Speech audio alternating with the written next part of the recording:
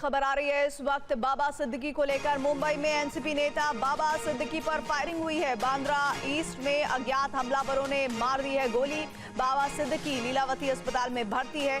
हमलावरों ने 2 से 3 राउंड फायरिंग की है। बाबा सिद्दीकी की हालत गंभीर है।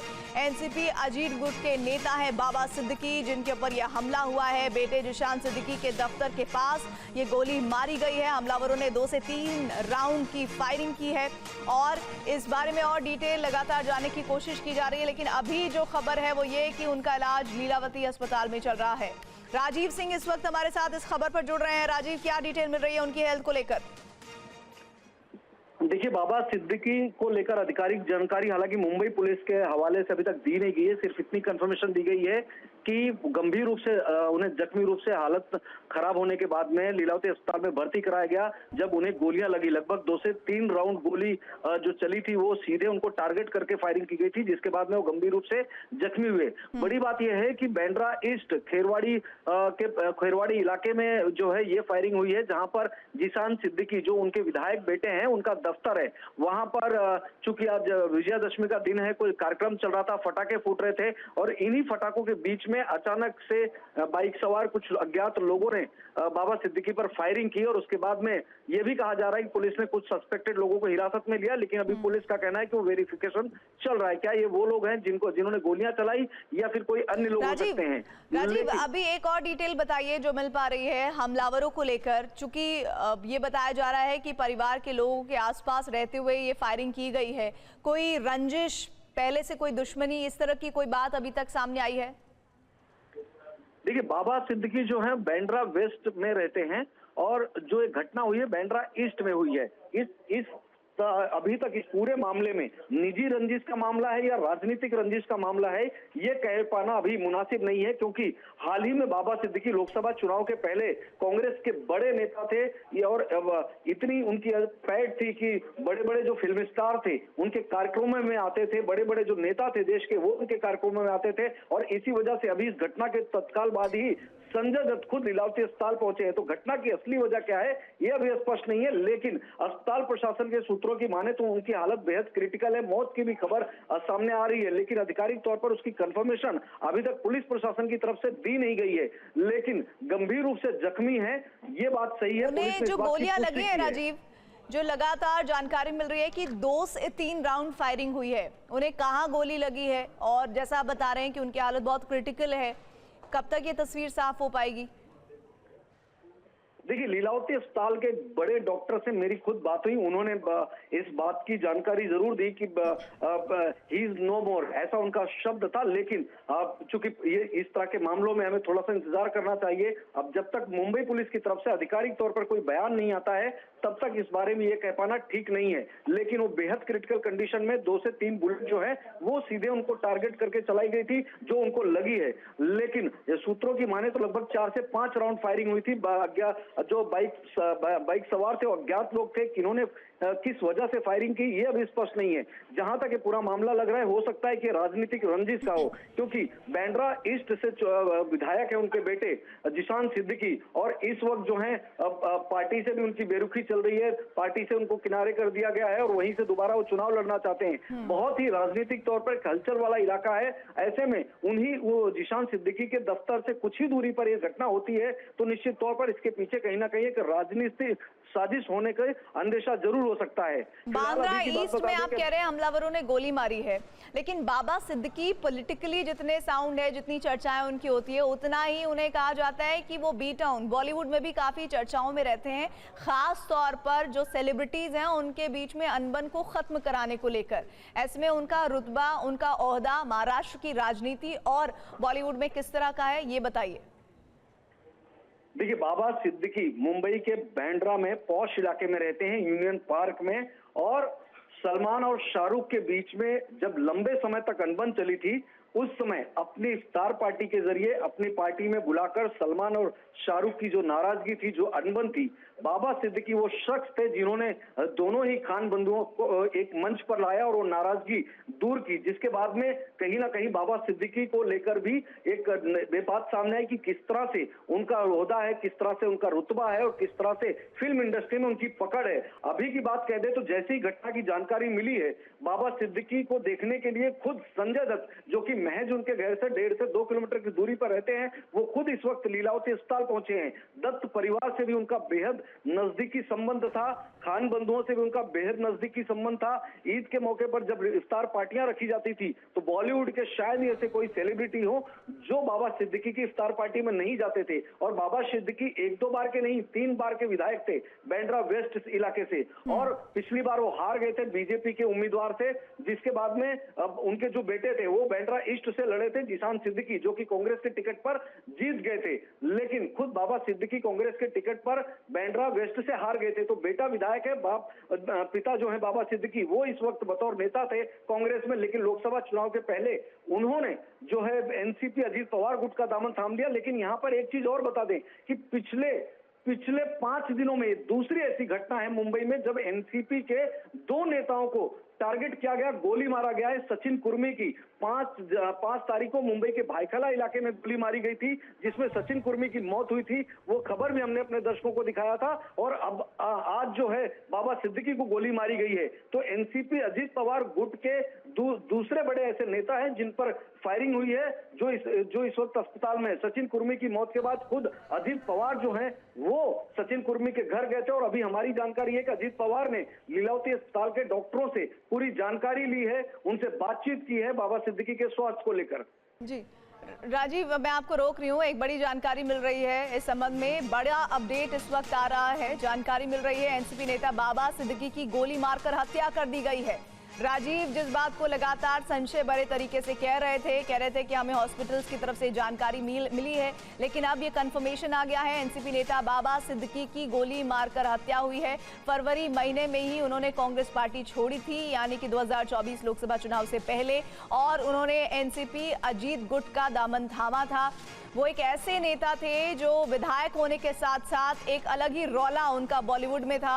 उनके बॉलीवुड के दोस्त बहुत ज़्यादा थे। शाहरुख और सलमान की दोस्ती कराने को लेकर उन्हीं का नाम आता है। लेकिन अब जानकारी मिल रही है कि एनसीपी नेता बाबा सिद्दीकी की गोली मारकर हत्या की है। क्या ये पॉलिटिकली किया गया मर्डर है? चरण सिंह सापरा इस वक्त हमारे साथ जुड़ रहे हैं। चरण सिंह जी, आप तो महाराष्ट्र में ही रहते हैं। सर, ये बताइए जरा कि आखिर आपको क्या लग रहा है पहली नज़र में? ये दुख की घड़ी है, हम समझ सकते हैं, क्योंकि लंबा वक्त बाबा सिद्दीकी ने कांग्रेस पार्टी के साथ बिताया है और 8 महीने ही हुए हैं जब उन्होंने पार्टी छोड़ी है, लेकिन पार्टी छोड़ने के साथ रिश्ते खत्म नहीं हो जाते।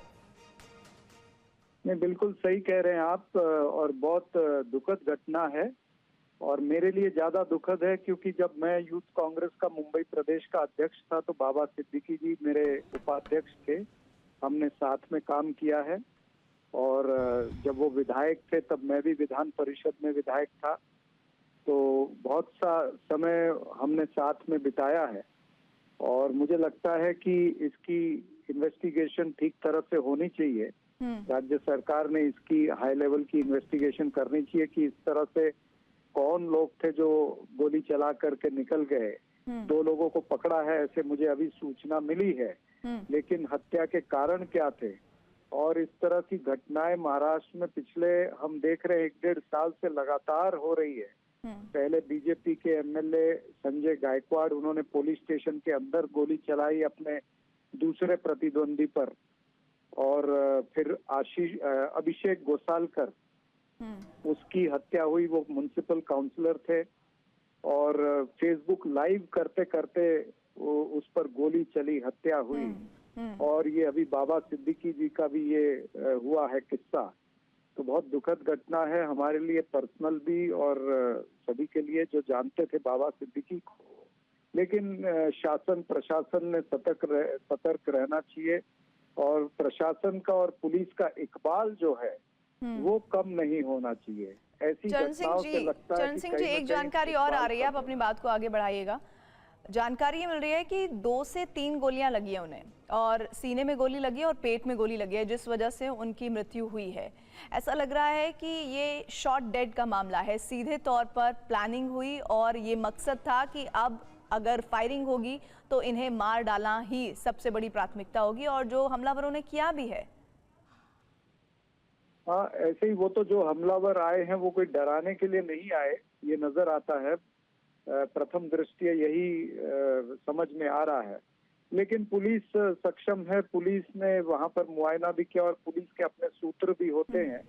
मुझे लगता है कि पुलिस जिम्मेवारी से काम करेगी और चंद घंटों में आपको और हमको कुछ हकीकत पता चलेगी, भाई ये क्यों हुआ, कैसे हुआ और कौन लोगों ने किया। जी, चरण सिंह सापरा जी, शुक्रिया हमारे साथ जुड़ने के लिए। एक बड़ा नुकसान आपको उस नेता के तौर पर हुआ है जो लंबे वक्त तक कांग्रेस पार्टी में 48 साल तक कांग्रेस पार्टी में रहे और अब उनके मारे जाने की खबर आ रही है। कौन है हमलावर, किन्होंने उनकी हत्या की है, ये तमाम जांच पुलिस कर रही है। राजीव का एक बार फिर से रुक कर लेते हैं। राजीव, बांद्रा पश्चिम से 3 बार वो विधायक रहे और बांद्रा में उनके पॉलिटिकली साउंड होने और साथ ही सोशलाइट्स के बीच में जगह बनाने की वजह जो शुरुआत है वही रही, क्योंकि बांद्रा से ही उन्होंने राजनीति शुरू की और वहीं से बांद्रा पश्चिम से वो 3 बार विधायक रहे और एक अलग तरह का रौला भी उनका इसी वजह से बॉलीवुड में रहा। लोग यही बताते रहे हैं उनके बारे में। देखिए, बाबा सिद्दीकी मुंबई और महाराष्ट्र की राजनीति में एक बड़ा रुतबा रखते थे, इसमें कोई दो राय नहीं है, क्योंकि वो 3 बार विधायक भी रहे, कैबिनेट मंत्री भी रहे और सबसे महत्वपूर्ण बात यह है कि जब वो चुनाव हारे उसके बाद में भी पार्टी ने वो उनका पार्टी से थोड़ा दरकिनार हुए। उसके बाद में वो बिहार में सक्रिय हुए, क्योंकि ये चर्चा थी कि बिहार से राज्यसभा के लिए चुने जा सकते हैं, जिसके लिए उन्होंने इफ्तारी से लेकर तमाम तरह के कार्यक्रमों का भी आयोजन किया। बिहार में पार्टी के लिए, कांग्रेस के लिए बहुत ज्यादा काम किया। लेकिन जब कांग्रेस, राजीव आपको रोक रही हूँ, रजा मुराद जी हमारे साथ जुड़ गए हैं। रजा मुराद जी, मुंबई में इस तरह से विजयदशमी के मौके पर एक बड़े नेता को मार डाला जाता है, आपकी इस पर प्रतिक्रिया? सिर्फ बड़ा नेता ही नहीं है, बहुत बड़ा बिल्डर है, बहुत अच्छा इंसान है, बहुत ही इन्फ्लुएंशियल पर्सन है और बड़ी उनमें विशेषताएं थी। कई बार क्या होता है कि जब आप तरक्की करते हैं, जब आपके पास दौलत आती है, तो कई लोगों की नजरों में आप खटकने लगते हैं। अब इसके पीछे, इस कांड के पीछे किसका हाथ है, पॉलिटिकल है या माफिया है, ये तो आने वाले समय ही बता सकते हैं। लेकिन बहुत ही दुखदायक खबर है और ऐसा लगता है कि कोई भी सुरक्षित नहीं है। कभी किसी के साथ कोई भी हत्या हो सकती है, कोई भी कांड हो सकता है। यकीनन बाबा सिद्दीकी की अपनी एक सिक्योरिटी होगी और अक्सर बिल्डर्स के साथ ऐसा होता है कि बड़े विवाद हो जाते हैं। अब ये जो है पॉलिटिकल है या ये अंडरवर्ल्ड है, ये तो आने वाला समय ही बताएगा। और मैं यही चाहता हूं कि इसकी जल्दी से जल्दी छानबीन हो। हमारे बड़े अच्छे मित्र रहे हैं, हमारा उनके घर आना जाना था, उनका हमारे घर आना जाना था, बड़े मिलनसार थे और जो उनकी इफ्तार की पार्टी होती थी वो हिंदुस्तान की सबसे बड़ी इफ्तार की पार्टी होती थी। सबसे उनके ताल्लुकात, उनके रिलेशंस बहुत अच्छे थे और ये बहुत ही हिला देने वाली खबर है कि आज उन पे हमला हुआ और वो इस दुनिया में नहीं है। मुझे बहुत दुख हुआ है इस समाचार से। एक बात और रजा मुराद जी जो इस पूरे घटनाक्रम में सामने आई है वो ये कि जो हमलावर है उन्होंने डराने के मकसद से फायरिंग नहीं की, वो शॉट डेड। जैसे उन्होंने गोली मारी सीने में, पेट में गोली मारी, इसका मतलब ये था कि ये प्री प्लान तरीके से पहले रेकी की गई और फिर उनके हत्या का प्लान बना हुआ था पहले से। ये ऐसा घटनाक्रमों को देखकर पहली नजर में लग रहा है। यहाँ ये डराने वाली बात तो नहीं होगी, क्योंकि डराने के लिए एक गोली काफी होती है।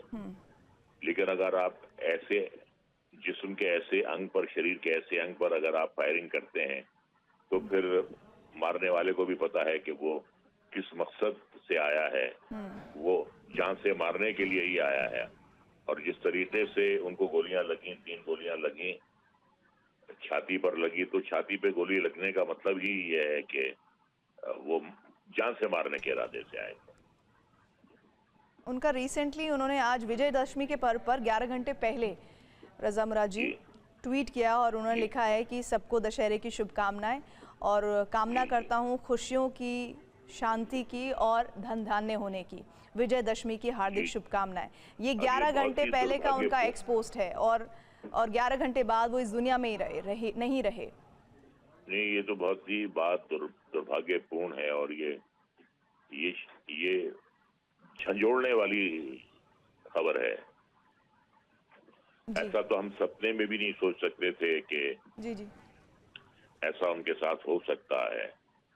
अब ये किसने किया है, इसके पीछे क्या साजिश रची गई है, वो तो आने वाला समय ही बताएगा। रजा मुराद जी, तो बस शुक्रिया हमारे साथ जुड़ने के लिए। बस यही उम्मीद कर रहे हैं, जैसा आप कह रहे थे, आपकी बात को मैं पूरा कर देती हूँ कि बस जो हमलावर हैं और कौन इनके पीछे है वो सामने आने चाहिए। आइए एनसीपी की तरफ से कुछ रिएक्शन आ रहे हैं।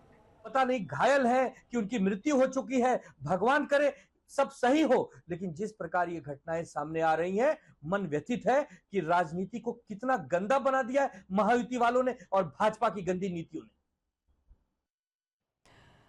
अभी घटनाक्रम हुआ है और घटनाक्रम में जांच होना बाकी है, लेकिन राजनीतिक तौर पर जो प्रतिक्रियाएं आ रही हैं वो आपके सामने हैं कि किस तरह से इस हमले पर जो बाबा सिद्दीकी को लेकर हुआ है उनकी जान चली गई है और उन्हें 3 गोलियां मारी गई हैं। राजीव, अभी तो कुछ पता ही नहीं चला है। अभी तो सिर्फ हमलावर, जिनके बारे में मुझे जानकारी मिल रही है, 2 से 3 हो सकते हैं वो संख्या में, जिनको हिरासत में लिया गया है और राजनीति का दौर शुरू हो गया है। ये कहा जा रहा है कि बीजेपी, महायुति वाले इसके लिए जिम्मेदार है।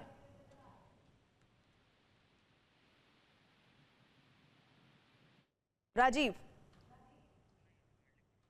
चलिए राजीव नहीं है इस वक्त हमारे साथ, दोबारा जुड़ेंगे। लेकिन मैं अभी इस वक्त एक्स प्रोफाइल बाबा सिद्दीकी का देख रही हूं, जिसमें उन्होंने आज 11 घंटे पहले विजयदशमी की हार्दिक शुभकामनाएं दी हैं और 2 दिन पहले जब रतन टाटा जी का निधन हुआ था तब एंड ऑफ एन एरा और उनकी एक तस्वीर के साथ ये पोस्ट किया है।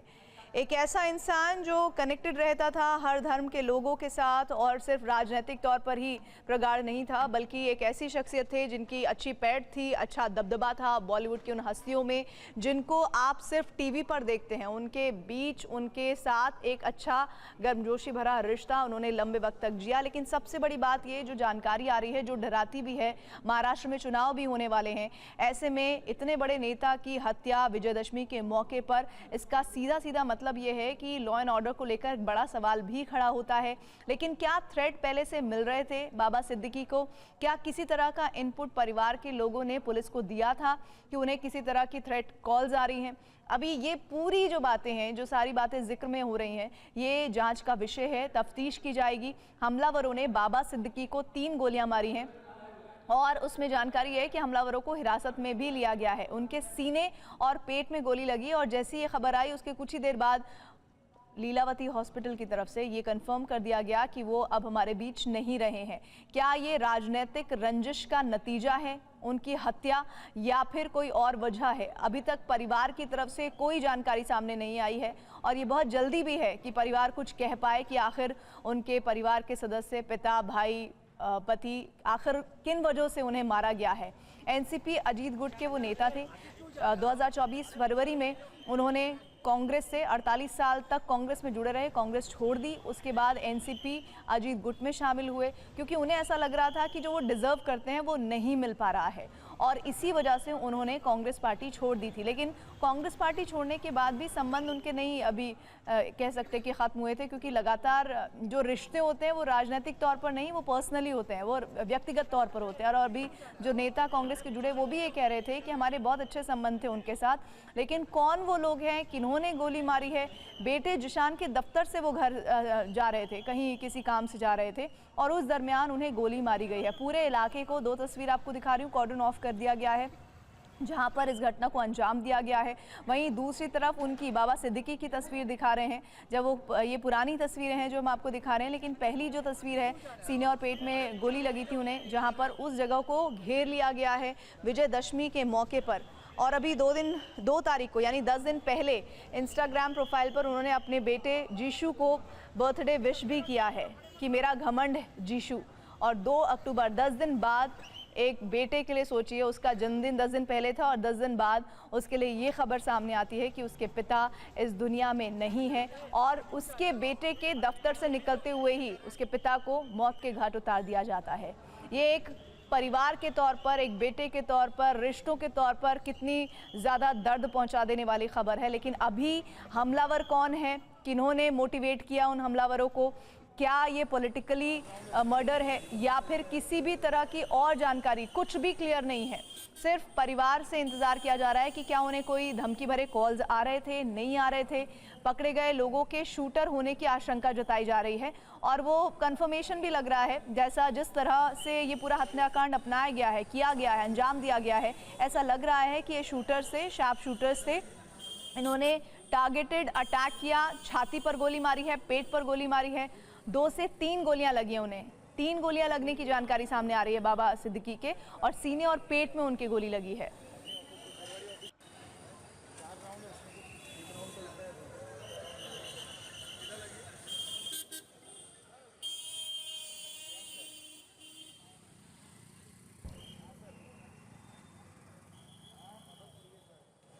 बाबा सिद्दीकी के अगर पॉलिटिकल करियर की हम बात करें तो वो 3 बार बांद्रा पश्चिम से विधायक रहे और उनका रौला था उस इलाके में, सिर्फ राजनीतिक तौर पर नहीं बल्कि बॉलीवुड सेलेब्स में उनका एक अलग ही रुतबा था और बहुत ही ज़्यादा वो वहाँ के बांद्रा में रहने वाले जितने भी बॉलीवुड के सेलिब्रिटीज़ थे उनको बहुत मानते थे। इनफैक्ट ये भी कहा जाता है कि शाहरुख और सलमान में जो लंबे समय तक कोल्ड वॉर चली उसको ख़त्म करवाने का श्रेय भी उन्हें ही जाता है, यानी उनकी वजह से ही उनके बीच की लड़ाई ख़त्म हुई। वर्षा गायकवाड़ हमारे साथ कांग्रेस नेता जुड़ रही हैं। वर्षा जी, जिस तरह से इस घटनाक्रम को अंजाम दिया गया है, बहुत बड़े सवाल हैं। आखिर बाबा सिद्दीकी पर खुलेआम विजयदशमी के दिन इस तरह से शार्प शूटर्स आते हैं, फायरिंग करके चले जाते हैं, उनको हिरासत में ले लिया जाता है। किसी तरह से कोई जानकारी तब सामने आती है जब खबर ये आती है कि उनकी जान चली गई है। बिल्कुल, हमारे लिए भी बहुत शॉकिंग है ये और कहीं ना कहीं दुखद भी बहुत है, क्योंकि जिस तरह से ये घटना हुई, जैसा आपने कहा, सही कहा कि दशहरे का दिन है, धर्मतथा का दिन है आज, और आज जो है उनके जिशान सिद्दीकी के ऑफिस के बाहर। जी वर्षा जी, आप अपनी बात पूरा कीजिए। उनकी मौत हो गई तो कहीं ना कहीं कई सवाल पैदा कर देता है। जिस तरह से उनको पहले भी मुझे जो मालूमात मिली है, उनको धमकी मिली थी, उन्होंने पुलिस के साथ भी ये जो है इंफॉर्मेशन शेयर की थी, उनको सिक्योरिटी भी थी, वो सत्ता पक्ष के नेता थे। तो ऐसे में अगर ये घटना हुई है तो कहीं ना कहीं इसकी पूरी इंक्वायरी होनी चाहिए और ऐसी दुखद घटना नहीं होनी चाहिए थी। जिस तरह से उनके पास बॉडी प्रोटेक्शन था या उनको जो सुरक्षा दी गई थी, उसमें भी कहीं ना कहीं ये सवाल पैदा करता है। राज्य की कायदा सुव्यवस्था पे कहीं ना कहीं सवाल पैदा करता है कि ऐसी घटनाएं होती है और वो भी पब्लिक प्लेस में हुई है घटना। ऐसा भी नहीं कि कहीं उनके ऑफिस के बाहर हुई है और स्पेसिफिकली उनके लिए घटना करने का काम हुआ है। तो इसकी पूरी इंक्वायरी होनी चाहिए। हमें कहीं ना कहीं ये सवाल पैदा हो रहा है कि कायदा सुव्यवस्था महाराष्ट्र में परिस्थिति क्या है। आज आपको मालूम होगा, भाईकाला में भी पिछले 15 दिन पहले ऐसे ही एनसीपी एक नेता की जो है वो उसमें ऐसी दुर्घटना हुई थी और छगन भुजबल खुद गए थे होम मिनिस्टर के पास इसके सवाल करके। तो ये घटनाएं जो हो रही है वो सही नहीं है। महाराष्ट्र में, मुंबई में स्पेसिफिकली कहीं ना कहीं कायदा सुव्यवस्था के ऊपर ध्यान देना पड़ेगा, पुलिस यंत्रणा को सक्षम करना पड़ेगा। आहिस्ता आहिस्ता ये जो चल रहा है जो खच्चीकरण पुलिसों का, ये बंद करना पड़ेगा। वर्षा गायकवाड़ जी, मेरे साथ राम कदम जी भी बीजेपी से जुड़ गए हैं। राम कदम जी, वर्षा गायकवाड़ जी जो सवाल पूछ रहे हैं उस सवाल पर मैं आऊँ, लेकिन उससे पहले सर, सिक्योरिटी थी, अपने बेटे के दफ्तर से निकल रहे थे और अचानक से हमलावर आते हैं, गोली मारकर चले जाते हैं। सर आपको क्या लग रहा है, कौन होंगे वो लोग? देखिए, ये आरोप प्रत्यारोप करने का समय नहीं है। वर्षा गायकवाड़ जी जानती है कि बाबा सिद्दीकी एक समय उन्हीं के दल के नेता और उसके पूर्व मंत्री रह चुके हैं। अब उनका परिवार, उनके चाहने वाले लोग, उनके कार्यकर्ता और सभी लोग इस दर्द भरी घटना से दुखी हैं। अब ऐसे समय में अगर नेता इस प्रकार के आरोप प्रत्यारोप की राजनीति करेंगे तो लोग इसे स्वीकार नहीं करते और यही कारण है लोग राजनीति से दूर भागते हैं। राजनेताओं के बारे में जो अलग अलग जो भ्रांतियां बनी है वो यही मूल है इसका। ये समय किस चीज का है? ये समय सभी दलों ने एक साथ आकर के कहने का है कि ऐसी घटना दोबारा न घटे। जो आरोपी है, जो गुनहगार है, जो षड्यंत्रकारी है, वो जेल की सलाहों के पीछे जाए। लेकिन राम कदम जी, अभी वर्षा गायकवाड़ नहीं, वैसे भी 15 दिन पहले भी एक घटना हुई, एनसीपी नेता को इसी तरह से किया गया और ये भाईकला की घटना है। लॉ एंड ऑर्डर को लेकर तो फिर सवाल उठेंगे ना सर? अगर लॉ एंड ऑर्डर की अगर बात करें, मैं घिनौनी राजनीति में नहीं जाता, पर याद करें 1995 के पहले का समय, किसी ने कार भी ली तो धमकी भरे फोन आते थे फिरौती के, क्या भूल गए हैं? 95 में जब मुंडे जी, गोपीनाथ मुंडे जी स्वर्गीय महाराष्ट्र के गृह मंत्री बने, सबको उन्होंने इस प्रकार से कार्रवाई की गुंडों पर। खैर, मैं उस बातों पर उलझना नहीं चाहता। इस समय केवल मात्र इतना ही है कि सरकार का दायित्व, सरकार गुनहगारों को जेल के सलाखों के पीछे निश्चित तौर पर डालेगी, किसी को बख्शा नहीं जाएगा। बाबा सिद्दीकी व्यक्तिगत तौर पे मेरे मित्र रहे हैं और मैंने और उन्होंने, हमने एक साथ कई समय बिताया है। इस पूरे वाकया से मैं स्वयं व्यथित हूँ और इस समय कोई घिनौनी राजनीति से हम उलझना नहीं चाहते। हम उनको, उनके परिवार को, उनके कार्यकर्ताओं को, उनके चाहने वालों को न्याय देना चाहते हैं और पुलिस न्याय देगी। वर्षा गायकवाड़ जी भी हमारे साथ है। राम कदम जी, वर्षा गायकवाड़ जी, राम कदम जी कह रहे हैं कि अभी वक्त नहीं है इस तरह की राजनीति करने का। अभी हम सबको एक साथ आकर इस हमले पर तमाम जानकारियां सच्चाई के साथ सामने आए, इस बात की पुरजोर कोशिश करनी चाहिए। देखिए, मैं राम कदम जी से एक ही पूछना चाहूंगी सवाल कि राम कदम जी, बाबा सिद्दीकी जी हमारे भी साथी थे। दुर्भाग्यवश ये घटना हुई है जिसके बाद हम उनके जो है वो आज ये बात कर रहे हैं। मैं वर्षा जी आपको मैं रोक रही हूँ। उप मुख्यमंत्री महाराष्ट्र के देवेंद्र फडणवीस पहुंचे हैं लीलावती हॉस्पिटल। ये तस्वीरें आपको हम दिखा रहे हैं, देवेंद्र फडणवीस पहुंचे हैं इस घटना के बाद। जी वर्षा जी, आप अपनी बात पूरी कीजिए।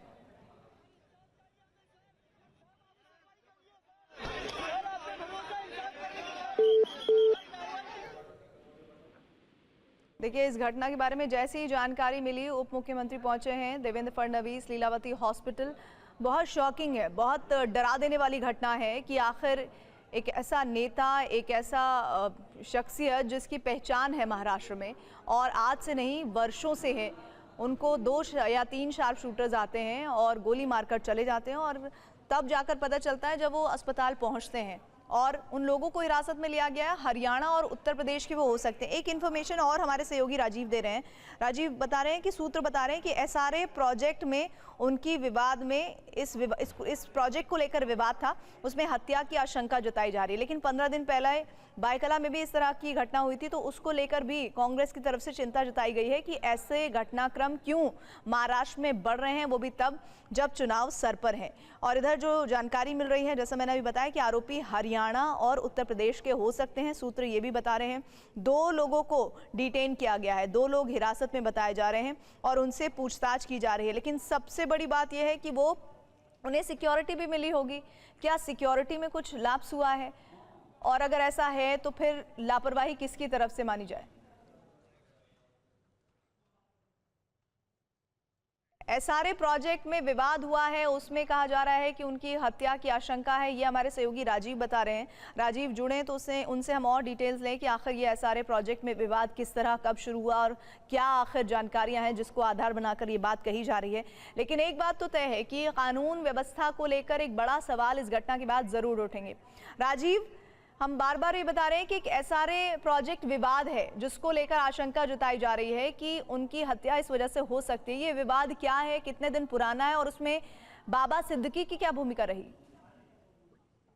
देखिए, सबसे पहले तो आपको इस पूरी घटना के मामले में बड़ी खबर बता दूं कि मुंबई के स्पेशल पुलिस कमिश्नर ने इस बात की पुष्टि की है कि 2 लोगों को जगह से ऑन द स्पॉट जहां पर फायरिंग हुई मुंबई के खेरवाड़ी इलाके में, जो कि निर्मल नगर पुलिस थाने के अंतर्गत आता है, वहां से उनको हिरासत में लिया गया है। उनका इंट्रोगेशन किया जा रहा है। ये बताया जा रहा है कि जो दोनों ही शूटर हैं वो मुंबई के रहने वाले नहीं हैं, मुंबई से बाहर के हैं। एक हरियाणा से ताल्लुक रखता है, एक उत्तर प्रदेश से ताल्लुक रखता है। इस बात की जानकारी मुंबई पुलिस की तरफ से दी गई कि 2 शूटर को हिरासत में लिया गया। सूत्रों के हवाले से जानकारी यह है कि दोनों शूटर जो हैं वो मुंबई से बाहर के हैं। अस्पताल प्रशासन की तरफ से बात हुई थी मेरी, अस्पताल प्रशासन ने इस बात की पुष्टि की थी, मौत की खबर की। मुख्यमंत्री ने भी बयान जारी कर दिया है। मुख्यमंत्री ने अपने बयान में बाबा सिद्दीकी की मौत की कंफर्मेशन दी है।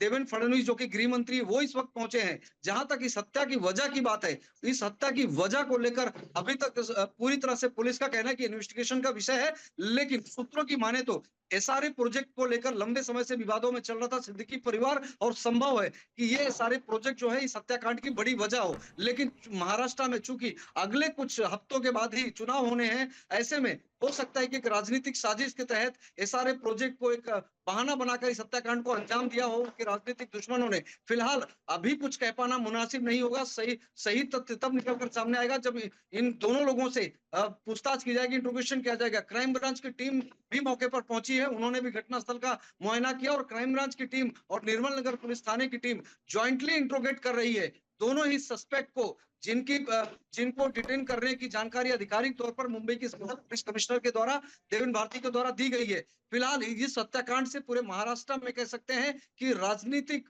पार्टियां जो हैं उनके अंदर अपने आप में एक सनसनी सी फैल गई है, क्योंकि इस तरह की घटना की उम्मीद किसी को नहीं थी। राजनीतिक रसूख रखते थे, और सिर्फ राजनीति में नहीं बल्कि बॉलीवुड में भी एक बड़ा पैठ था बाबा सिद्दीकी का। सिद्दीकी परिवार वो शख्स है जिन्होंने फिल्म स्टार शाहरुख खान और सलमान खान की जो दुश्मनी थी उसको खत्म कराई, और दोनों का हाथ पकड़कर एक इफ्तार पार्टी में दोनों को साथ में लाए थे। और उसके बाद में इसकी बड़ी चर्चा हुई थी कि 2 बड़े फिल्म स्टार जो दिग्गज स्टार हैं उनके बीच में सालों की दुश्मनी किस तरह से बाबा सिद्दीकी ने खत्म की। यही वजह है कि इस बजे के आसपास बाबा सिद्दीकी अपने बेटे जिशान के दफ्तर से निकले, और बताइए कब हमलावरों ने उन्हें टारगेट किया, वो कब अस्पताल पहुंचे, अगर आप टाइमलाइन बता पाएं इस वक्त।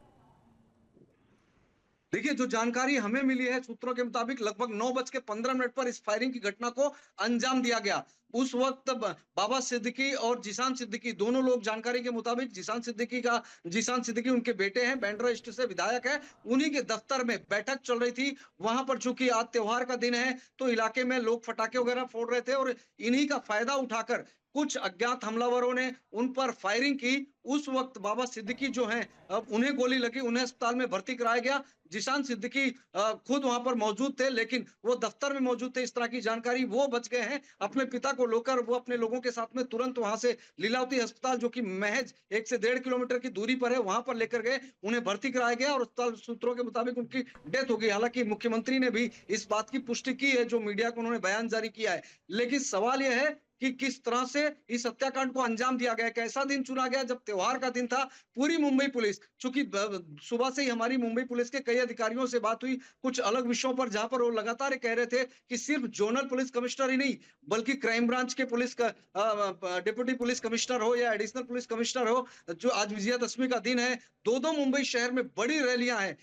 यूबीटी का शिवाजी पार्क में चल रहा था, शिवसेना शिंदे ग्रुप का आजाद मैदान में चल रहा था, जहां लाखों की भीड़ थी, और 2 रैलियां हो जहां पर लाखों की भीड़ हो, तो मुंबई पुलिस जो है पूरी तरह से सिक्योरिटी को लेकर सड़क पर मौजूद थी। ऐसे में मुंबई के वेस्टर्न इलाके में, जो कि बैंड्रा में आता है, वहां पर इस तरह की बड़ी घटना को अंजाम दिया गया, शायद ही किसी ने एक्सपेक्ट किया होगा। एक जानकारी यह भी है कि अजीत पवार, उन्होंने अस्पताल प्रशासन से बात की, बाबा सिद्दीकी की जानकारी जब निकलकर सामने आई किस तरह से उनके ऊपर हमला किया गया। खुद अजीत पवार जो है सिद्दीकी परिवार के संपर्क में है। हत्याकांड की वजह जो है सारे प्रोजेक्ट बताया जा रहा है, लेकिन अभी ये बहुत इनिशियल लेवल पर, बहुत शुरुआती लेवल पर इस तरह की बात कही जा रही है। अभी सस्पेक्ट्स को लेकर राजीव सस्पेक्ट्स को लेकर क्या जानकारी है, उनके बैकग्राउंड को लेकर क्या जानकारी है? क्या ये पूरी तरह से पॉलिटिकली मोटिवेटेड मर्डर है, या फिर बॉलीवुड के कुछ ऐसे लोगों ने उन्हें इस तरह से टारगेट किया है? कोई ऐसा इनपुट अभी तक मिल पाए हो?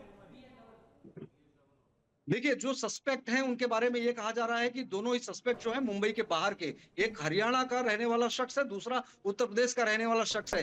तो एक प्राइमरी लेवल पर एक जरूर एक अंदेशा होता है कि संभवतः इन शूटर्स को बाहर से बुलाया गया हो, और बाकायदा इस घटना के पहले पूरी रेकी की गई। बांद्रा में वेस्ट में जहां पर यूनियन पार्क में जहां पर बाबा सिद्दीकी का निवास है, जहां उनका घर है, जिस इमारत में वो रहते हैं, वहां से जो जीशान सिद्दीकी का दफ्तर है बमुश्किल तो 2.5 से 3 किलोमीटर का डिस्टेंस है और इस जगह की रेकी की गई हो और उस रेकी करने के बाद में इस घटना को अंजाम दिया गया हो। हालांकि दोनों ही सस्पेक्ट को जगह पर ही जो लोग वहां पर मौजूद थे उनकी मदद से पकड़ लिया गया, पुलिस के हवाले कर दिया गया है, ज्वाइंट इंट्रोगेशन चल रहा है। लेकिन हमलावरों ने किसके कहने पर हमला किया? क्या वाकई में ये सारे प्रोजेक्ट से जुड़ा हुआ विवाद था? क्योंकि अगर हम हालिया वर्षों में देखें तो हालिया वर्षों में पिछले 5 से 8 सालों में एसआरए प्रोजेक्ट को लेकर विवाद भले सामने आए हैं, लेकिन कभी इस तरह की बड़ी घटना मुंबई महाराष्ट्र में नहीं हुई है। ऐसे में एसआरए प्रोजेक्ट को लेकर जो बात कही जा रही है वो अभी डाइजेस्ट करने वाली नहीं है कि एसआरए जैसे प्रोजेक्ट को लेकर मुंबई जैसे शहर में इतनी बड़ी घटना हो गई राजीव, जहां पर इस घटना को जो है इतने बड़े वक्त हो नेता गया को है? गोली मार दी गई हो। बाबा सिद्दीकी के इस घटनाक्रम को हुए कितना वक्त हो गया और पुलिस ने कोई अभी तक जानकारी दी है? कोई प्रेस ब्रीफिंग, कोई ऐसा इनपुट जो इस वक्त जरूरी है इस केस में? देखिए, additional police commissioner Paramjit Dahiya जो कि बांद्रा इलाके में, बांद्रा वेस्ट में एक अटर रोड में उनका दफ्तर है, घटना के बाद वो सीधे अस्पताल पहुंचे थे।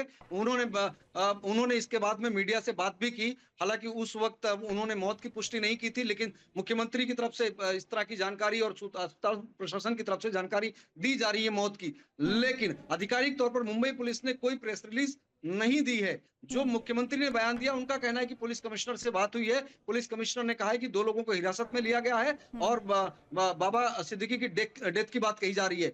रात 9:15 पर यह हमला हुआ है, जब बाबा सिद्दीकी अपने बेटे के दफ्तर से बताया जा रहा है कि निकलकर अपने घर की दिशा में जाने वाले थे। उसी वक्त 2 से 3 राउंड फायरिंग हुई और सीधे बाबा सिद्दीकी के सीने में गोलियां लगी, जिसके चलते वो गंभीर रूप से, क्रिटिकल रूप से जख्मी होकर घटनास्थल पर सड़क पर गिर पड़े। और इसके फुटेज भी आए, इसके वीडियो भी सामने आए हैं। जब बाबा सिद्दीकी को गोली लगी वो सड़क पर गिरे। उसके बाद में उनके साथ में, चूंकि एक जानकारी आपको और भी बता दूं अपने दर्शकों के लिए, बाबा सिद्दीकी को थ्रेट का अंदेशा विभाग को पहले से था। कुछ समय पहले ही उनकी सुरक्षा बढ़ाई गई थी। पहले बाबा सिद्दीकी से जब हम लगभग 1 महीने पहले मेरी मुलाकात हुई थी, उस वक्त बाबा सिद्दीकी के साथ में मुंबई पुलिस का एक कांस्टेबल स्तर का कर्मचारी रहता था। हालांकि उसके पास में लाइसेंसी पिस्टल हुआ करती थी। लेकिन जब थ्रेट की जानकारी डिपार्टमेंट को मिली, उसके बाद में बाकायदा मुंबई पुलिस का एक स्क्वाड, हालांकि ये कहा जा रहा है कि वाई कैटेगरी की सुरक्षा दी गई थी, लेकिन उसकी कंफर्मेशन नहीं है। लेकिन कई पुलिस कर्मचारी और अधिकारी बाबा सिद्दीकी के स्क्वाड में लगाए गए थे ताकि बाबा सिद्दीकी को जो थ्रेट है उससे उन्हें महफूज रखा जा सके। जो सिक्योरिटी पर्सन्स थे वो कहाँ थे? यहाँ पर इस घटनाक्रम में तो कुछ ऐसा दिख नहीं रहा। जो आप वीडियोस भी बता रहे हैं उसमें भी मेरे ख्याल से कुछ खास नजर नहीं आ रहा है। वो जो सिक्योरिटी जिसे आप वाई श्रेणी की बता रहे हैं, ऐसा कुछ दिखा आपको तस्वीरों में?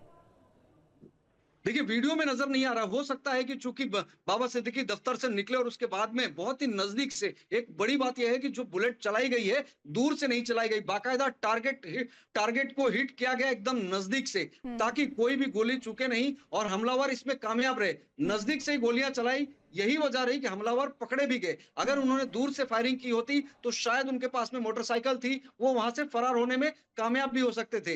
अब सवाल ये होता है कि जो पुलिस कर्मचारी थे, जो सुरक्षा में तैनात थे, वो कहाँ थे? क्योंकि अब दफ्तर से निकलने का समय था, काफी भीड़ थी और सब महत्वपूर्ण बात यह कि आज त्योहार का दिन था।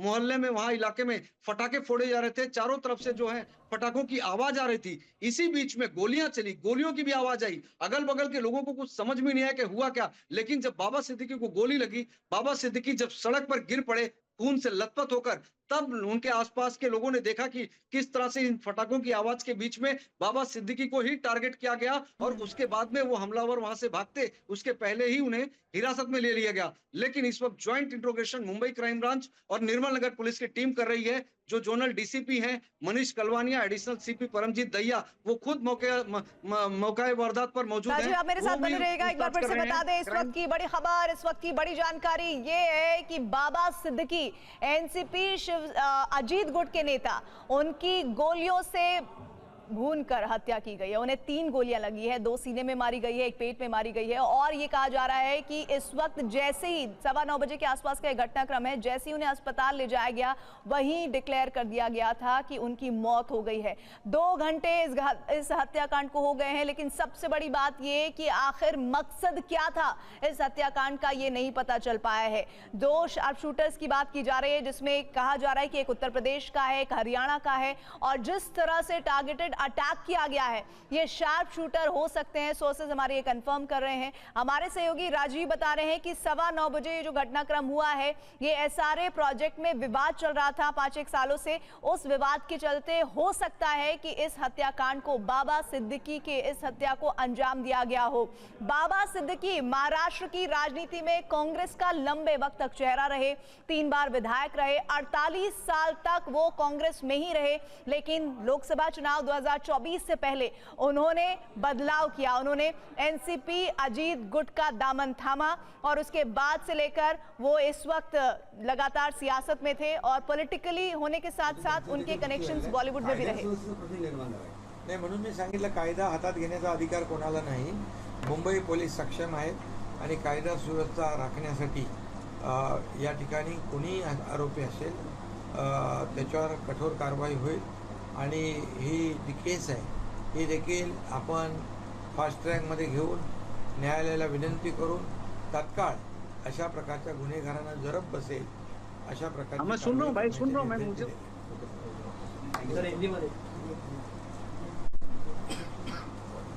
एक्स मिनिस्टर बाबा सिद्दीकी, इन पर जानलेवा हमला हुआ था।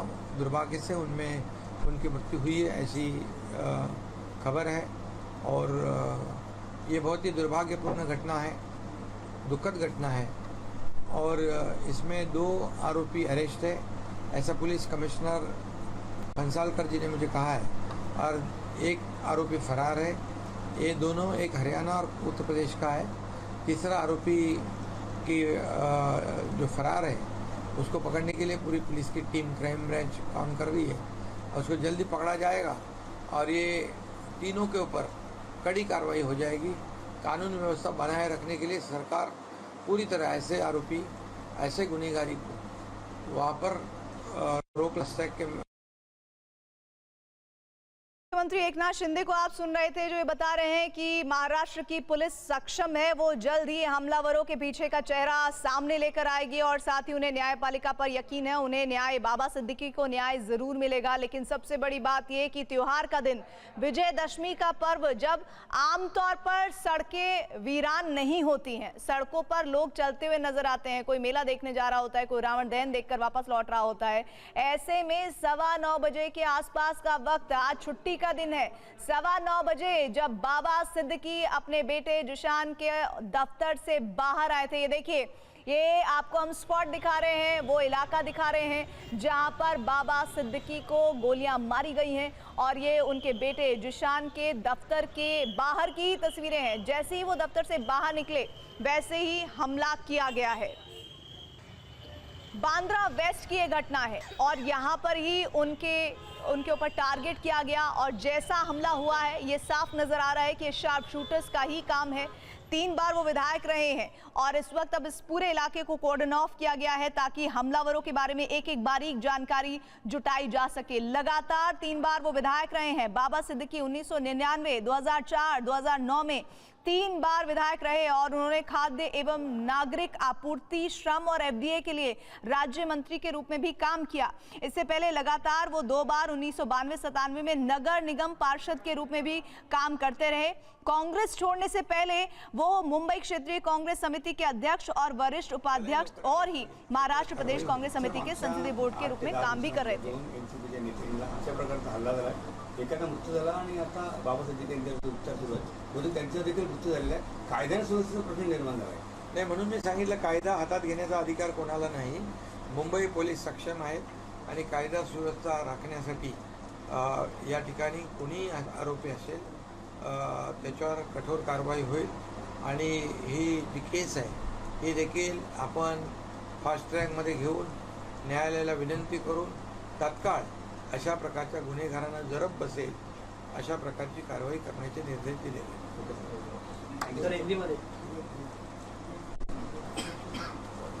एक्स मिनिस्टर बाबा सिद्दीकी, इन पर जानलेवा हमला हुआ था।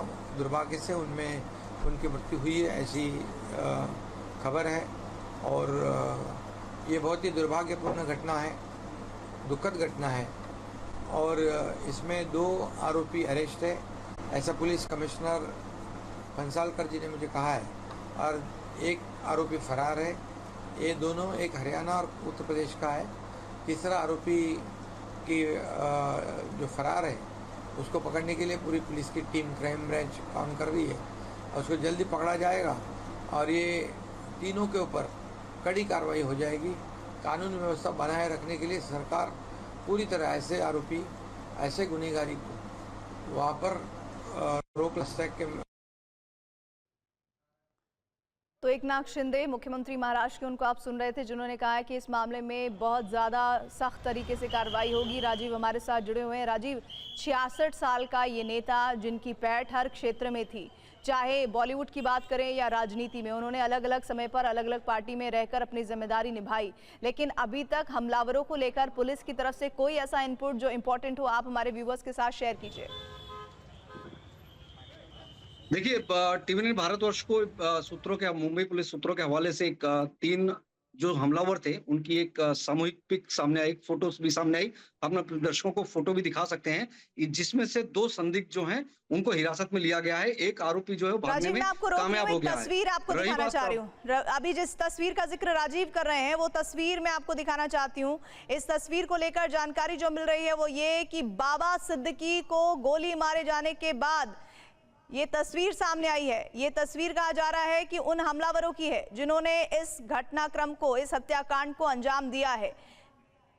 ये गिरफ्तार कर लिए गए हैं और जैसा कि अभी ये मुख्यमंत्री एकनाथ शिंदे कह रहे थे कि उनकी जल्द गिरफ्तारी होगी, गिरफ्तार कर लिए गए हैं, हिरासत में लिया गया था और अब इस पूरे मामले में क्राइम ब्रांच को हत्याकांड की जांच सौंपी गई है। एकनाथ शिंदे ने इस बात का जिक्र किया है।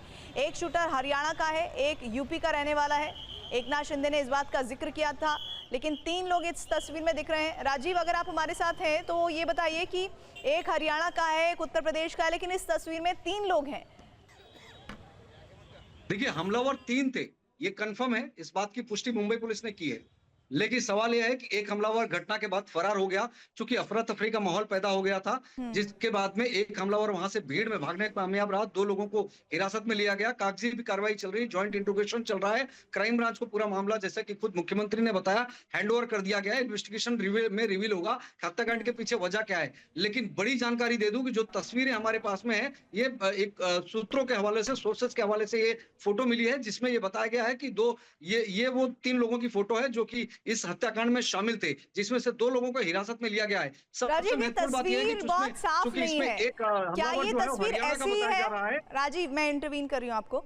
ये तस्वीर बहुत साफ नहीं है, इनमें इन तीनों के चेहरे बहुत साफ नहीं दिख रहे हैं। ये ऑथेंटिक सोर्स से आई हुई तस्वीर है? क्या हम इन्हें कह सकते हैं कि बाबा सिद्दीकी के हत्यारे हैं जिन्होंने गोलियां चलाई हैं?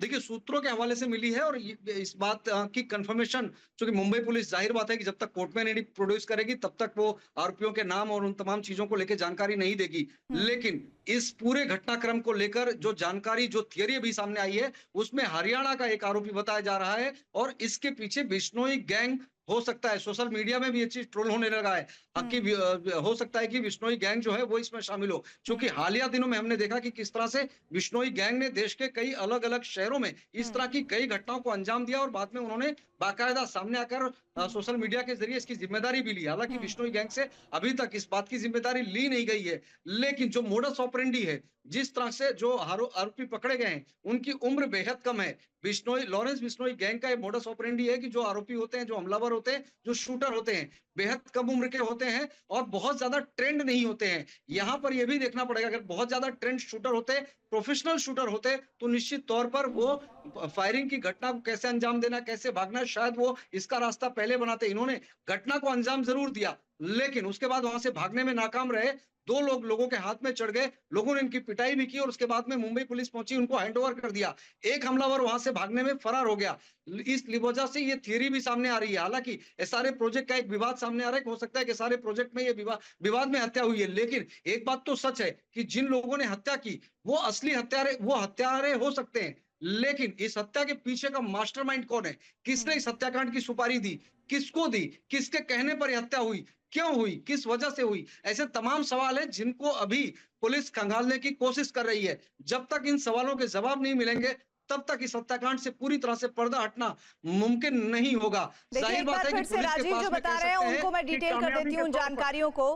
पहली जानकारी तो ये, जो स्क्रीन पर आप तस्वीर देख रहे हैं 3 लोगों की, ये वो हत्यारे हैं जिनको लेकर जानकारी ये कि इन्होंने ही फायरिंग की है। ये लॉरेंस बिश्नोई गैंग के हो सकते हैं या फिर इसी तरह के गैंग्स जो युवा चेहरों को मौका देते हैं, उन्हें लालच का झांसा देते हैं और उनसे फिर इस तरह के काम कराते हैं। पहली बात, ये तस्वीर उन 3 हमलावरों की है जिनमें से जानकारी है कि इनकी गिरफ्तारी हो गई है। मामले को क्राइम ब्रांच को सौंप दिया गया है। एकनाथ शिंदे जो मुख्यमंत्री हैं महाराष्ट्र के, उन्होंने इस बात की तस्दीक की है और उन्होंने कहा है कि इस मामले में कड़ी से कड़ी कार्रवाई और बहुत जल्दी जांच की जाएगी। दूसरी बात यह कि 9:15 बजे के आसपास का ये पूरा घटनाक्रम है, जब बाबा सिद्दीकी अपने बेटे जो कि एमएलए हैं बांद्रा ईस्ट से, उनके दफ्तर से निकल रहे थे और बांद्रा ईस्ट के दफ्तर से निकलते हुए उस दौरान वहां पर उन पर हमला होता है और जिस तरह से अटैक किया गया है ये बताता है कि वो किसी शार्प शूटर का ही काम है। ये 3 लोगों की तस्वीर सामने आई है। अब इन्वेस्टिगेशन में सामने आएगा कि आखिर इन्होंने किसके कहने पर ये घटना अंजाम दी है। फिर जैसे ही उन पर हमला होता है उन्हें लीलावती अस्पताल पहुंचाया जाता है, जहां पर कुछ ही मिनटों के बाद ये खबर आती है कि बाबा सिद्दीकी अब इस दुनिया में नहीं रहे। यानी जिस मकसद को लेकर इन हमलावरों ने उन पर गोली चलाई, वो अपने मकसद में कामयाब हो गए। दूसरी तरफ हम आपको वो तस्वीर भी दिखा रहे हैं, वो तस्वीर दिखा रहे हैं जो घटनास्थल की है जहां पर ये हमला हुआ है। 2 आरोपी गिरफ्तार हुए हैं और अब सबसे बड़ी बात यह है कि इनसे जो इनपुट्स मिलेंगे, इन हथियारों से जो जानकारी मिलेगी, उसके आधार पर पता चलेगा कि आखिर कौन वो चेहरे हैं जिन्होंने बाबा सिद्दीकी का मर्डर करवाया है। हमारे साथ जितेंद्र शर्मा हमारे सहयोगी जुड़ रहे हैं। जितेंद्र, कोई ऐसा इनपुट जो आप हमें दे सके, क्योंकि ये जो 3 हमलावर दिख रहे हैं इनके बारे में कहा जा रहा है कि लॉरेंस बिश्नोई गैंग से ताल्लुक रखते हो सकते हैं। जी बिल्कुल, देखिए तीनों बेहद कम उम्र के लड़के और बताया जा रहा है कि बाबा सिद्दीकी है उसके मर्डर के पीछे लॉरेंस बिश्नोई का हाथ हो सकता है, जो कि इस वक्त सूरत की जेल में बंद है। तो ऐसे में जो मुंबई पुलिस है वो लगातार जो हरियाणा सीआई है उसके संपर्क में है, इसके अलावा यूपी एसटीएफ के भी संपर्क में है। उधर दिल्ली पुलिस की स्पेशल सेल की जो काउंटर इंटेलिजेंस है उसने भी अपनी इस मामले को लेकर तफ्तीश शुरू कर दी है, क्योंकि कहीं ना कहीं जो शूटर्स है उनका जो कनेक्शन है वो लॉरेंस बिश्नोई से निकलता आ रहा है। तो ऐसे में मुंबई पुलिस के लिए बेहद जरूरी है कि दिल्ली पुलिस की स्पेशल सेल, हरियाणा पुलिस की जो सीआई है उनसे और साथ ही जो यूपी एसटीएफ है इनसे इन शूटर्स के बारे में ज्यादा से ज्यादा डिटेल खंगाले जा सके, क्योंकि इनमें से एक शूटर जो है वो हरियाणा का रहने वाला है जबकि एक शूटर यूपी का रहने वाला है। तो लिहाजा कोशिश है कि इंटर कोऑर्डिनेशन के साथ ही इस पूरे जो पूरा मर्डर केस है उसको सॉल्व किया जाए। और अगर लॉरेंस बिश्नोई का इसमें हाथ निकलता है तो जाहिर सी बात है आने वाले वक्त में अब मुंबई पुलिस भी लॉरेंस बिश्नोई से इस मामले पूछताछ करने पहुंच सकती है साबरमती जेल, और उसको हो सकता है प्रोटेक्शन वारंट पर भी लाया जाए। जी लेकिन एक बात जितेंद्र जो इस पूरे घटनाक्रम को देखते हुए लग रही है वो ये कि सत्ताधारी पार्टी के नेता को इस तरह से सरेआम, और वो भी उस दिन जब विजयदशमी का पर्व है और रोड पर चहल पहल रहती है, ऐसे हमलावर आते हैं और गोली मारकर चले जाते हैं। कानून व्यवस्था एक गंभीर प्रश्न है ऐसे में। जी बिल्कुल, देखिए कहीं ना कहीं लॉ एंड ऑर्डर पर तो सवाल खड़ा ही होता है, और ऐसे में कहीं ना कहीं ये भी अब बिल्कुल तस्वीर साफ हो चुकी है कि लगातार ये तीनों शूटर जो है रेकी कर रहे थे बाबा सिद्दीकी की। उनको पता था कि बाबा सिद्दीकी किस वक्त कहां से निकलने वाले हैं, कहीं ना कहीं उनके पास ये जानकारी थी कि वो इस रास्ते का इस्तेमाल करेंगे, और वहां पर पहले से ही बताया जाता है कि ये जो शूटर से पीछा करते हुए आए और उसके बाद इन्होंने पूरे शूट आउट को अंजाम दिया। तो लिहाजा कहीं ना कहीं जो कनेक्शन है वो इस तरफ जा रहा है कि इसके पीछे एक सोची समझी साजिश है।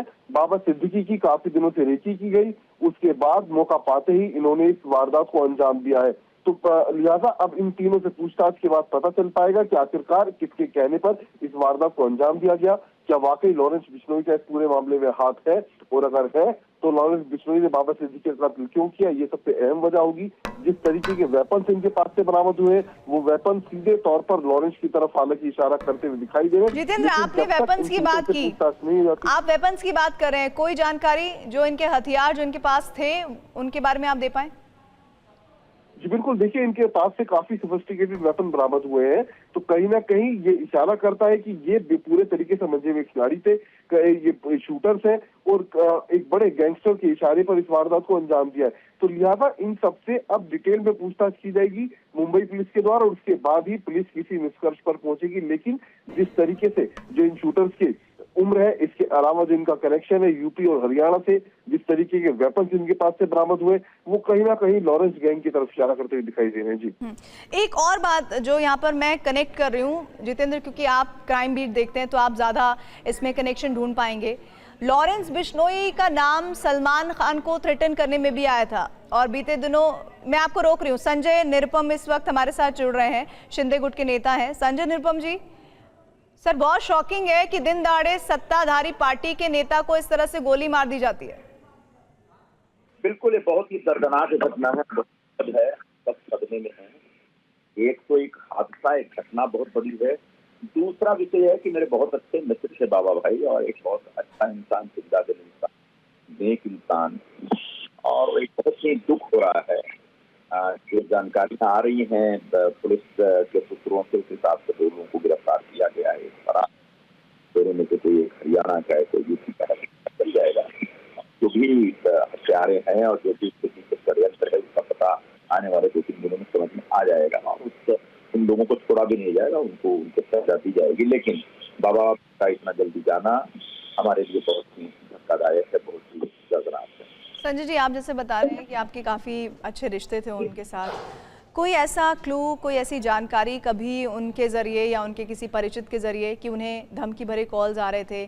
क्योंकि अभी खबर हमारे सहयोगी बता रहे थे कि उनकी सुरक्षा में इजाफा किया गया था। मेरी जानकारी में नहीं है कि उनको अभी हाल के दिनों में कोई धमकी भरे फोन आ रहे थे। हाँ, उनका एक बिल्डिंग व्यवसाय का बिजनेस था, और बड़े पैमाने पर डेवलपर का काम करते थे। जमीन देना, पुरानी बिल्डिंग को तोड़ के नई बिल्डिंग बनाना, वो एक बिजनेस था उनका। और उस बिजनेस के बारे में मुझे जानकारी, उस बिजनेस में किसी के साथ कोई बात था क्या, मुझे नहीं पता है। तो आने वाले दिनों में जब तफ्तीश होगी, जांच होगी, तो पता चलेगा कि किसी के कारण क्या है। अभी कुछ दिन पहले संजय जी, भायखला में भी एनसीपी गुट के नेता पर हमला हुआ। आखिर आपको लग रहा है कि एक राज्य में जहां चुनाव थोड़े दिन बाद होने हैं, वहां पर कानून व्यवस्था है भी कि नहीं? इस तरह के घटनाक्रमों से क्या सोचा जाए, क्या निष्कर्ष निकाला जाए? नहीं, मुझे नहीं लगता कि इस घटना को महाराष्ट्र के राजनीतिक परिदृश्य से जोड़कर देखना चाहिए, इसलिए कि इसके पीछे कोई राजनीति नहीं है। या मुझे मोटे तौर पर एकदम दिख रहा है कि व्यवसाय से जुड़ा विषय हो सकता है। तो इसको आप एकदम कह रहे हैं कि भाई बीजेपी या एनसीपी या किस तरह से जुड़ा नेता को मारा जा रहा है या उसकी हत्या की जा रही है, तो कानून व्यवस्था का मतलब नहीं लगता।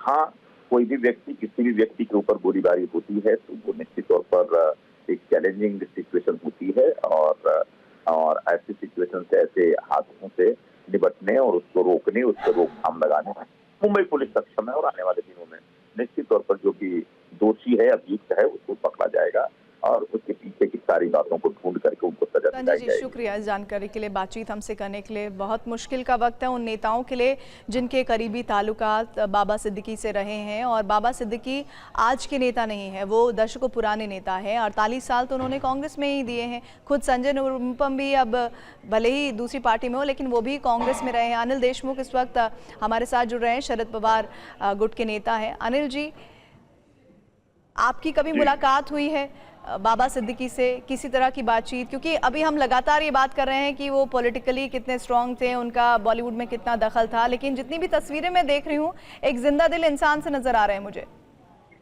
सही बात है कि बाबा सिद्दीकी साहब हमारे साथ में विधायक थे, हमारे साथ में मंत्री थे। हमने इकट्ठा महाराष्ट्र के मंत्रिमंडल में काम किया है। बहुत ही अच्छे इंसान थे बाबा सिद्दीकी की। और जिस प्रकार से उनकी जो हत्या हुई है, और वो भी उनकी जो हत्या हुई है, उनको वाय दर्जा की सुरक्षा होने के बावजूद, पुलिस की सुरक्षा थी उनको, उसके बावजूद उनकी हत्या हुई है। इसका मतलब महाराष्ट्र में जो लॉ एंड ऑर्डर की परिस्थिति है, कोई इतनी बदतर लॉ एंड ऑर्डर की परिस्थिति महाराष्ट्र में कभी भी नहीं थी 50 साल में। इस प्रकार की परिस्थिति लॉ एंड ऑर्डर की महाराष्ट्र में। गृह मंत्री जो महाराष्ट्र के देवेंद्र फडणवीस, सिर्फ जोड़ तोड़ की राजनीति में उनका वक्त जाया होता है। ईडी सीबीआई इनके पीछे लगा, उसके पीछे लगा, उसमें उनका वक्त जाता है। लेकिन लॉ एंड ऑर्डर की परिस्थिति के ऊपर कंट्रोल लाने की है उनका कोई ख्याल नहीं है। बहुत स्थिति महाराष्ट्र में बिगड़ गई है जी। आम जनता को ये सवाल है कि ऐसे बड़े बड़े नेताओं के ऊपर जब हमले होते हैं तो आम जनता का क्या, आम जनता की सुरक्षा का सवाल आज लोगों को उनको डरा रहा है।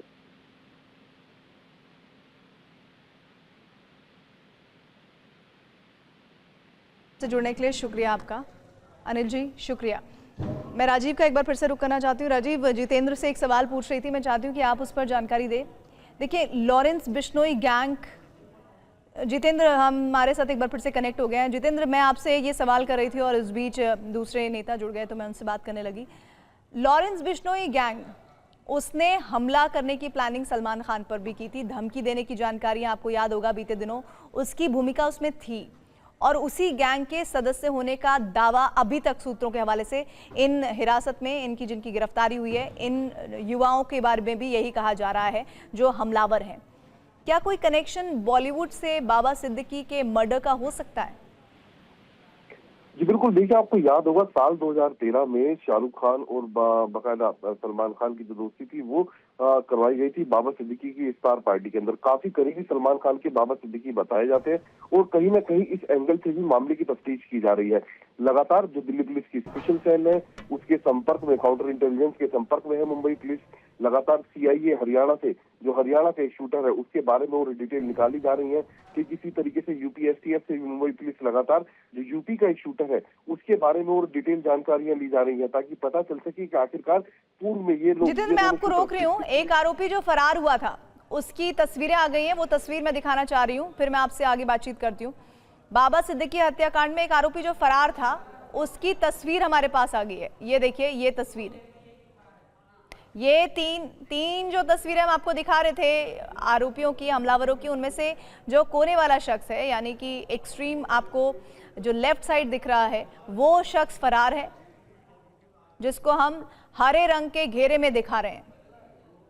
ये शख्स फरार है। TV9 पर इस फरार आरोपी की तस्वीर हम आपको दिखा रहे हैं। जितेंद्र, अपनी बात को पूरा करिए।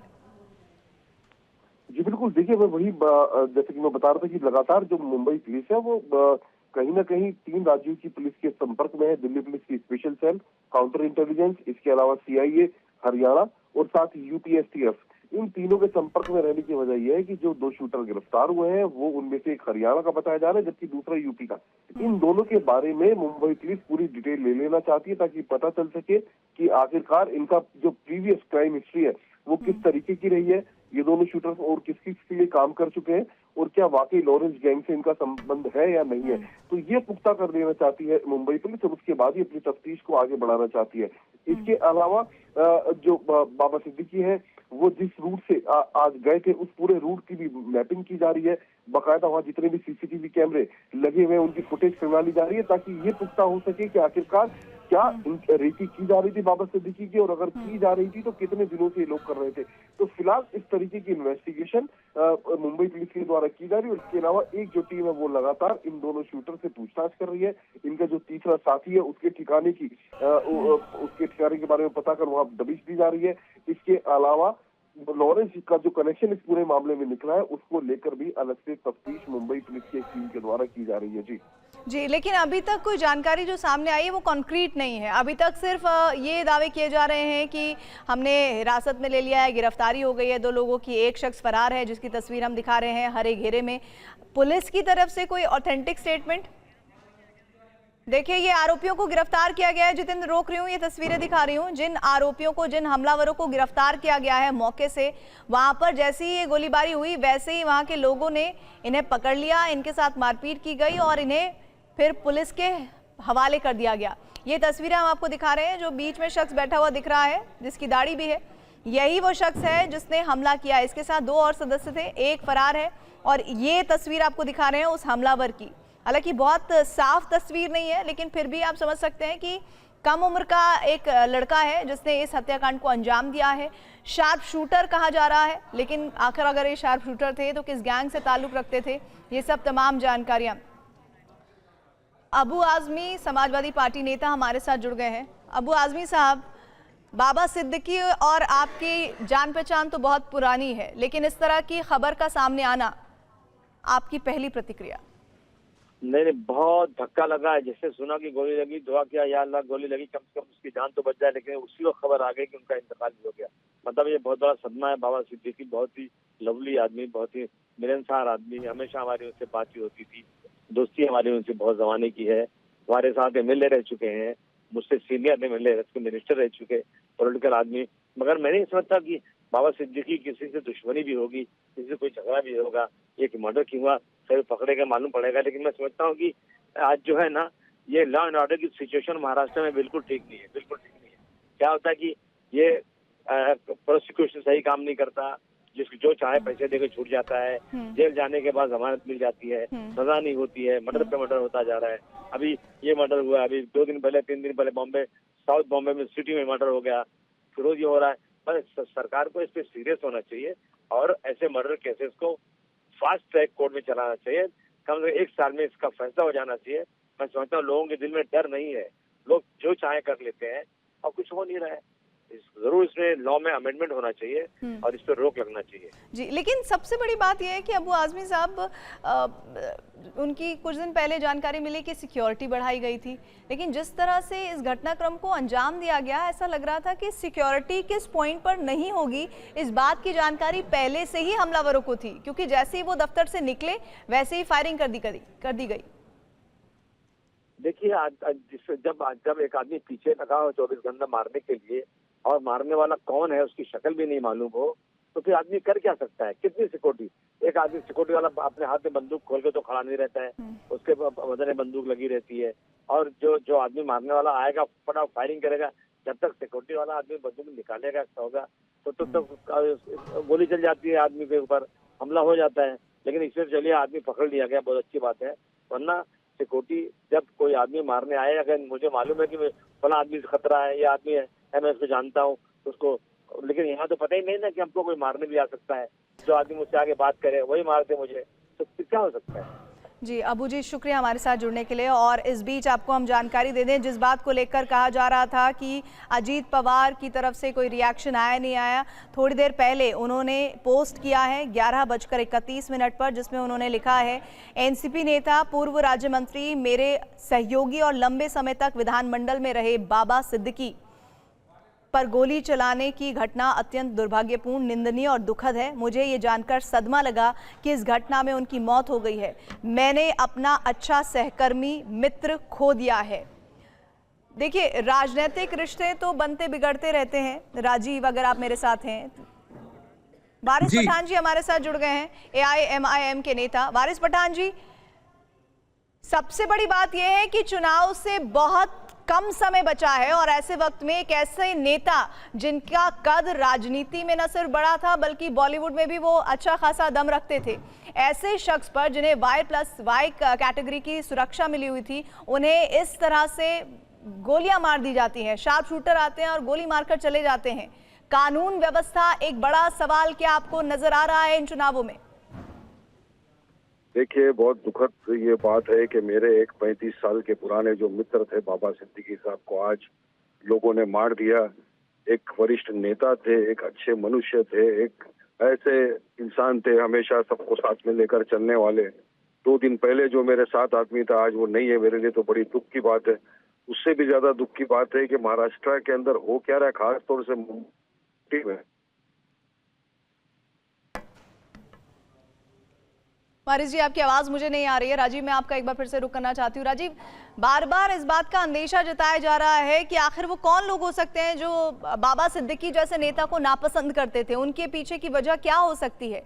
क्या और कोई जानकारी जो अभी आपके पास आई हो? क्योंकि अब 2.5 घंटे से ज्यादा वक्त हो गया है जब ये हत्याकांड हुआ है और ऐसे में एक एक इनपुट, एक एक सुराग मौका वारदात से हो या फिर हमलावरों से हो, पुलिस जरूर जोड़ रही होगी। बिल्कुल, देखिए TV9 भारतवर्ष के पास में तीनों हमलावरों की फोटो है, जिसमें एक शख्स जिसके ऊपर सर्कल करके हम चला रहे हैं, बता रहे हैं अपने दर्शकों को कि ये एक आरोपी है जो फरार है। इसके अलावा एक वीडियो भी TV9 भारतवर्ष के हाथ में लगा है, जब आरोपी को मौकाए वारदात पर ही पकड़ लिया गया था और लोगों ने उसकी पिटाई की। पिटाई करने के बाद में जब निर्मल नगर पुलिस थाने की टीम वहां पर पहुंची, उसको हैंडओवर कर दिया गया। पुलिस ने अपनी कस्टडी में ले लिया। आरोपी अपना मुंह छुपा रहा है, लेकिन उसकी उम्र देखकर ये कयास लगाना मुश्किल नहीं है कि बमुश्किल 22 से 24 साल का ये एक आरोपी है जो इस पूरी घटना में शामिल था। इसके अलावा एक और आरोपी है। कुल 2 लोगों को आधिकारिक तौर पर मुंबई पुलिस ने जो है डिटेन करने की बात कही है और क्राइम ब्रांच को पूरा मामला हैंडओवर कर दिया है। जो हमारी जानकारी है उसके मुताबिक एक और शख्स के पैर में गोली लगी है। बाबा सिद्दीकी के अलावा एक और शख्स के पैर में गोली लगी है, उसे भी गंभीर अवस्था में अस्पताल में भर्ती कराया गया है। साथ ही साथ जिस पिस्टल का इस्तेमाल हुआ है, मुंबई क्राइम ब्रांच के सूत्रों की माने तो 9.9 mm की पिस्टल का इस्तेमाल इस घटना में हुआ है। देखिए, दो जानकारियां हमारे सहयोगी राजीव दे रहे हैं इस वक्त। पहली जानकारी ये कि बाबा सिद्दीकी के साथ एक और शख्स के पैर में जख्म हुए हैं, उन्हें भी गोली लगी है, पहली जानकारी ये। और दूसरी जानकारी ये जो इस वक्त राजीव सिंह हमारे सहयोगी दे रहे हैं वो ये कि पुलिस के पास 2 लोग हैं जो गिरफ्तार किए गए हैं और फायरिंग में 9.9 mm पिस्टल का इस्तेमाल हुआ है। ये 2 बड़ी अहम जानकारी इस वक्त हमारे सहयोगी राजीव दे रहे हैं। राजीव। बिल्कुल, देखिए जो मोडस ऑपरेंडी है, जैसा कि मैंने पहले भी बताया, वो बेहद संदिग्ध लग रही है। ये निजी रंजिश में हत्या का मामला कम लग रहा है, कहीं ना कहीं इसके पीछे एक बड़ी साजिश हो सकती है, क्योंकि जो हमलावर है जिस प्रदेश से ये आए हैं, एक का लिंक जो है हरियाणा से बताया जा रहा है, दूसरे का उत्तर प्रदेश से। ऐसे में साफ है कि मुंबई से बाहर से इन हमलावरों को बुलाया गया, बाकायदा रेकी कराई गई और उसके बाद में बेहद नजदीक से टारगेट को हिट करने का ऑर्डर था। उसी हिसाब से इन हमलावरों ने इस पूरी हत्याकांड को अंजाम दिया है और इसी वजह से नजदीक से बुलेट फायर की गई, बाबा सिद्दीकी को बाकायदा टारगेट करके की गई, बुलेट उनके सीने में लगी, जिसके बाद वो गंभीर रूप से जख्मी होकर जमीन पर गिर पड़े। उन्हें अस्पताल लेकर जाया गया, डॉक्टरों ने ट्रीटमेंट देने की कोशिश की, उनकी मौत हो गई। और उसके बाद में अगर इन हमलावरों की अब तस्वीर भी सामने आ गई, वो कहीं ना कहीं ये दिखाती है कि मोडस ऑपरेंडी हालिया दिनों में जिस तरह से लॉरेंस बिश्नोई गैंग इस्तेमाल करती रही है कि कम उम्र के शूटर इस्तेमाल करना, 9 mm की पिस्टल भी कई बार हमने देखा एक लॉरेंस बिश्नोई गैंग जो है इस तरह की पिस्टल खासतौर पर इस्तेमाल करता है। सामान्यता जो देसी पिस्टल या फिर रिवॉल्वर का इस्तेमाल होता है छोटी मोटी आपराधिक घटनाएं जब होती हैं, लेकिन इसमें हमलावरों को बाकायदा 9.9 mm की पिस्टल दी गई थी। उन्हें बताया गया था किस तरह से अटैक को अंजाम देना है, किस तरह से टारगेट को हिट करना है, लेकिन हमलावर प्रोफेशनल नहीं थे। उनकी मोडस ऑपरेंडी देखकर यह बात भी स्पष्ट हो रही है। इसी वजह से हमलावरों ने जब बेहद नजदीक से फायरिंग की, उसके बाद में वो वहां से भागने में कामयाब नहीं हुए। 2 हमलावर को जगह से ही पकड़ लिया गया। जो शख्स मोटरसाइकिल चला रहा था वही शख्स वहां से भागने में कामयाब हुआ। हमारे पास उन तीनों हमलावरों की फोटो भी है, जिसे हम अपने दर्शकों को पहले भी हमने दिखाया, और इस हमलावर का वीडियो भी सामने आया है, जिसे मुंबई पुलिस ने अपनी कस्टडी में लिया है। जाहिर बात है कि इस पूरी घटना के पीछे बड़ी साजिश हो सकती है। अब वो साजिश प्रॉपर्टी विवाद यानी कि सारे की जो बात हम कर रहे थे, या फिर सलमान खान के बेहद करीबी कहे जाते हैं बाबा सिद्दीकी, और हालिया दिनों में जिस तरह से सलमान खान को टारगेट करने की कोशिश की गई थी बिश्नोई गैंग के द्वारा, उनके घर पर फायरिंग तक कराई गई, उनके फार्म हाउस की रेकी कराई गई। नई मुंबई पुलिस ने भी कई लोगों को गिरफ्तार किया था। बीजेपी नेता शाहना एनसी जी हमारे साथ जुड़ गई हैं। शाहना एनसी जी, इस तरह की घटनाक्रम हुई है कि बाबा सिद्दीकी को आते हैं हमलावर, गोलियां मारते हैं और फिर उनकी मौत हो जाती है। इस खबर पर यकीन पहली नजर में करना बहुत मुश्किल था, लेकिन जब लीलावती हॉस्पिटल की तरफ से डॉक्टर्स ने कहा कि अब वो हमारे बीच नहीं रहे, लेकिन सबसे बड़ी बात यह कि दिन दहाड़े किस तरह से एक पर्व के दिन जब बहुत चहल पहल होती है और हमलावर आते हैं, 1 नहीं 2 नहीं 3 की संख्या में गोली मारते हैं और चले जाते हैं। उन्हें कोशिश करते हैं लोकल लोग पकड़ लेते हैं। इस पूरी घटनाक्रम पर वाकई में महाराष्ट्र की सियासत में ऐसा लग रहा है कि हाल फिलहाल के दिनों में ऐसा कोई घटनाक्रम नहीं है जो इतना शॉकिंग है जो बाबा सिद्दीकी को लेकर हुआ है। आप बिल्कुल सही बोल रहे हैं, शॉकिंग है, लेकिन ये जानना जरूरी है कि वजह और किसने किया, क्यों किया, ये तहकीकात मुंबई पुलिस ही कर सकती है और जवाब वो ही दे सकते हैं। फिलहाल मैं यही कहूंगी कि उनके परिवार को भगवान शक्ति दें, और एक ढंग से आप देखने जाओ तो बाबा सिद्दीकी जी का इतना गुडविल था कि अक्रॉस द बोर्ड सभी के साथ उनके अच्छे संबंध थे, और कोई राजनीतिक विश्लेषण करना आज के दिन मुझे लगेगा कि उचित नहीं। फिलहाल भगवान उनके परिवार को शक्ति दे, यही मेरा एक सुझाव रहेगा, क्योंकि स्पेकुलेशन हम करने जा रहे हैं। शाहना जी, मैं आप रोक रही हूँ, कुछ बयान आ रहे हैं वो सुना रहे हैं।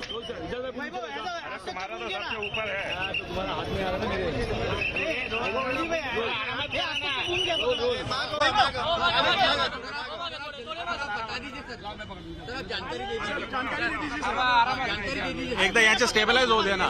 मी मराठीमध्ये बोलतोय। 9:30 वाजता निर्मल नगर परिसरात ही घटना घडलेली आहे। श्री बाबा सिद्दीकी यांना लीलावती हॉस्पिटलमध्ये ऍडमिट करण्यात आलेले आहे। 2 संदिग्ध स्पॉटवरून पोलिसांनी ताब्यात घेतलेले आहे आणि या गुन्ह्याची पुढची तपास क्राइम ब्रांच मुंबई तो करत आहे। हिंदी 9:30 बजे निर्मल नगर परिसर में ये घटना हुई है। श्री बाबा सिद्दीकी को इस घटना के बाद लीलावती हॉस्पिटल में एडमिट किया गया है। पुलिस ने 2 संदिग्ध लोगों को गिरफ्तार किया है, ताबे में लिया है और इस घटना की आगे की जांच क्राइम ब्रांच मुंबई कर रही है। No comments.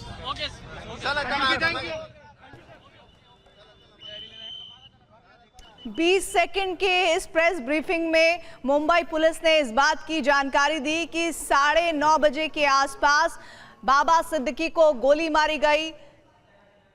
2 हमलावर जिन्हें हिरासत में लिया गया है, एक फरार बताया जा रहा है। लेकिन सबसे बड़ी बात यह है कि कौन वो लोग थे, इस बारे में कोई जानकारी साझा अभी तक पुलिस ने नहीं की है। लेकिन हाँ, ये बहुत जल्दबाजी भी है कि पुलिस इस पर कोई स्टेटमेंट दे दे, लेकिन बहुत नपातुला स्टेटमेंट अभी नजर आ रहा है। राजीव, बहुत कुछ ज्यादा इस वक्त मुंबई पुलिस बताने के लिए इच्छुक नहीं लग रही है। बहुत ही कैलकुलेटिव स्टेटमेंट है। ये वही स्टेटमेंट है जब 9:30 बजे के आसपास घटनाक्रम हुआ था, जब हम आपसे बात कर रहे थे। उससे ज्यादा कुछ नहीं है इस स्टेटमेंट में। बिल्कुल, देखिए, एडिशनल पुलिस कमिश्नर हैं वेस्टर्न रीजन के परमजीत दहिया, उनका बयान था ये। और जैसा कि घटना के तत्काल बाद ही वो हॉस्पिटल पहुंचे थे, उस वक्त बहुत बेसिक जानकारियां सामने आई थी। उस वक्त मौत की भी कंफर्मेशन हॉस्पिटल की तरफ से नहीं हुई थी। तो हो सकता है कि उस वक्त पुलिस या तो ज्यादा डिटेल्स देना नहीं चाह रही थी या फिर देने से बच रही थी। दोनों ही संभावना हो सकती है।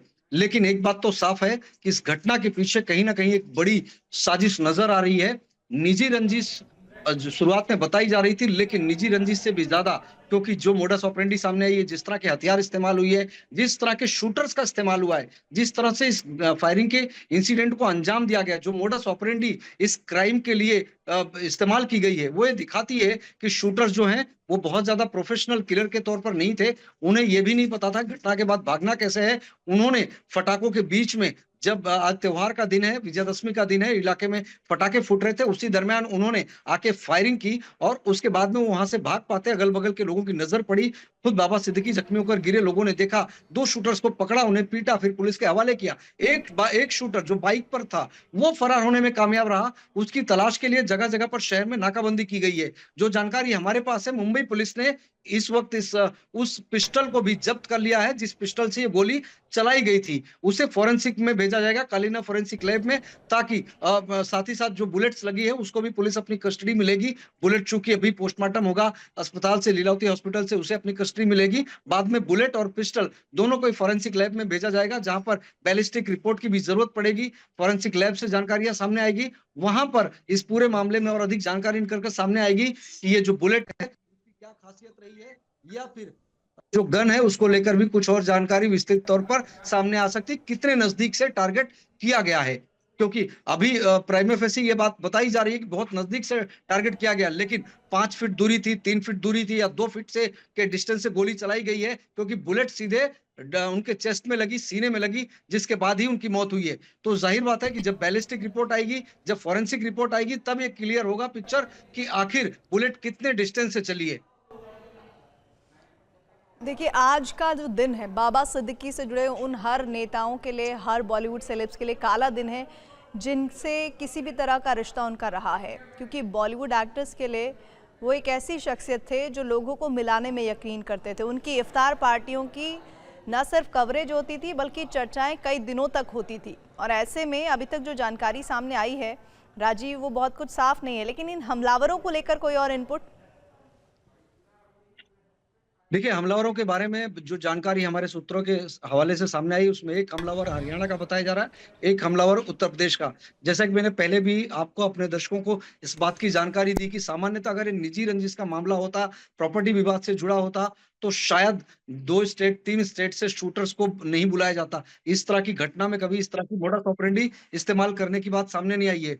लेकिन चूंकि जिस तरह से इस पूरी घटना को अंजाम दिया गया है, जो मोडस ऑपरेंडी इस्तेमाल की गई है कि 2 अलग अलग शूटर जो हैं, जो पकड़े गए हैं इस वक्त मुंबई पुलिस की कस्टडी में, जिनका जॉइंट इंट्रोगेशन चल रहा है, वो 2 अलग अलग स्टेट से ताल्लुक रखते हैं। हो सकता है कि जो तीसरा शूटर है वो भी किसी तीसरे स्टेट से ताल्लुक रखता हो, या फिर इन्हीं दोनों स्टेट में से किसी उस स्टेट से ताल्लुक रखता हो। तो फिलहाल तीसरे शूटर की तलाश की जा रही है। लेकिन जहां पर सबसे ज्यादा लॉरेंस बिश्नोई की पैठ है, चाहे वो पंजाब हो, हरियाणा हो, इन स्टेट्स में सबसे ज्यादा पैठ है, वही के शूटर्स का ज्यादा इस्तेमाल जो है बिश्नोई गैंग करता रहा है किसी भी घटना को अंजाम देने के लिए, या फिर बिहार उत्तर प्रदेश के जैसे राज्यों से वो शूटर्स को, और खास बात है कम उम्र के जो शूटर्स की तस्वीर हमारे पास में, जो वीडियो हमारे पास में, उसमें साफ तौर पर दिखाई दे रहा है कि 22 से 24 साल का वो जो लड़का है, जो युवक है, उसने इस फायरिंग की घटना को अंजाम दिया है। जाहिर बात है इसी तरह के शूटर्स का इस्तेमाल क्राइम की घटनाओं को अंजाम देने के लिए, हत्या जैसे अपराध को अंजाम देने के लिए बिश्नोई गैंग करता रहा हो। लेकिन राजीव, एक बात तो साफ है ना कि अगर बाबा सिद्दीकी जैसे शख्सियत का ये हाल होगा तो आम जनता का क्या हाल होगा? आज महाराष्ट्र, मुंबई की जनता ये सोचने को मजबूर होगी। राजीव, रोक रही हूँ, मुख्यमंत्री कुछ कह रहे इस मामले में, सुनिए। चुनाव के महीने अच्छा है, शिवाजी महाराज जी का हमारे महाराष्ट्र के आराध्य दैवत है, छत्रपति शिवाजी महाराज जी का मंदिर या जो भी। एकनाथ शिंदे किसी और मसले पर अपनी बात को रख रहे थे। राजीव, देखिए, शरद पवार ने भी ट्वीट किया है जिसमें उन्होंने महाराष्ट्र में जिस तरह से लॉ एंड ऑर्डर की सिचुएशन है उसको लेकर उन्होंने साफ तौर पर सरकार को सवालों के कटघरे में खड़ा किया है। और सिर्फ शरद पवार ही नहीं, चाहे यूबीटी के नेता हो, चाहे एनसीपी शरद पवार के गुट के दूसरे नेता हो, या फिर कांग्रेस के नेता हो, हर कोई मुंबई और महाराष्ट्र में लॉ एंड ऑर्डर को लेकर सरकार को कटघरे में खड़ा कर रहा है। उनका साफ तौर पर कहना है कि अगर बाबा सिद्दीकी जैसे वीवीआईपी नेता जो हैं वो सुरक्षित नहीं है, उन्हें उनके दफ्तर के बाहर गोली मार दी जाती है, सरेआम सड़क पर गोली मार दी जाती है, तो फिर आम आदमी का क्या हाल होगा, वो किस तरह से सुरक्षित रहेंगे। इसके पहले भी हमने देखा कि जो मुंबई और उसके आसपास के उपनगरों में, चाहे पुणे में, चाहे बदलापुर में जो घटनाएं हुई, आपराधिक घटनाएं हुई, जिसके बाद लोग सड़क पर भी उतरे, उसको लेकर भी महाराष्ट्र सरकार के गृह मंत्री यानी कि देवेंद्र फडणवीस पर सवाल उठाए गए। ये तक कहा गया कि महाराष्ट्र के सबसे नाकाबिल यानी कि सबसे असक्षम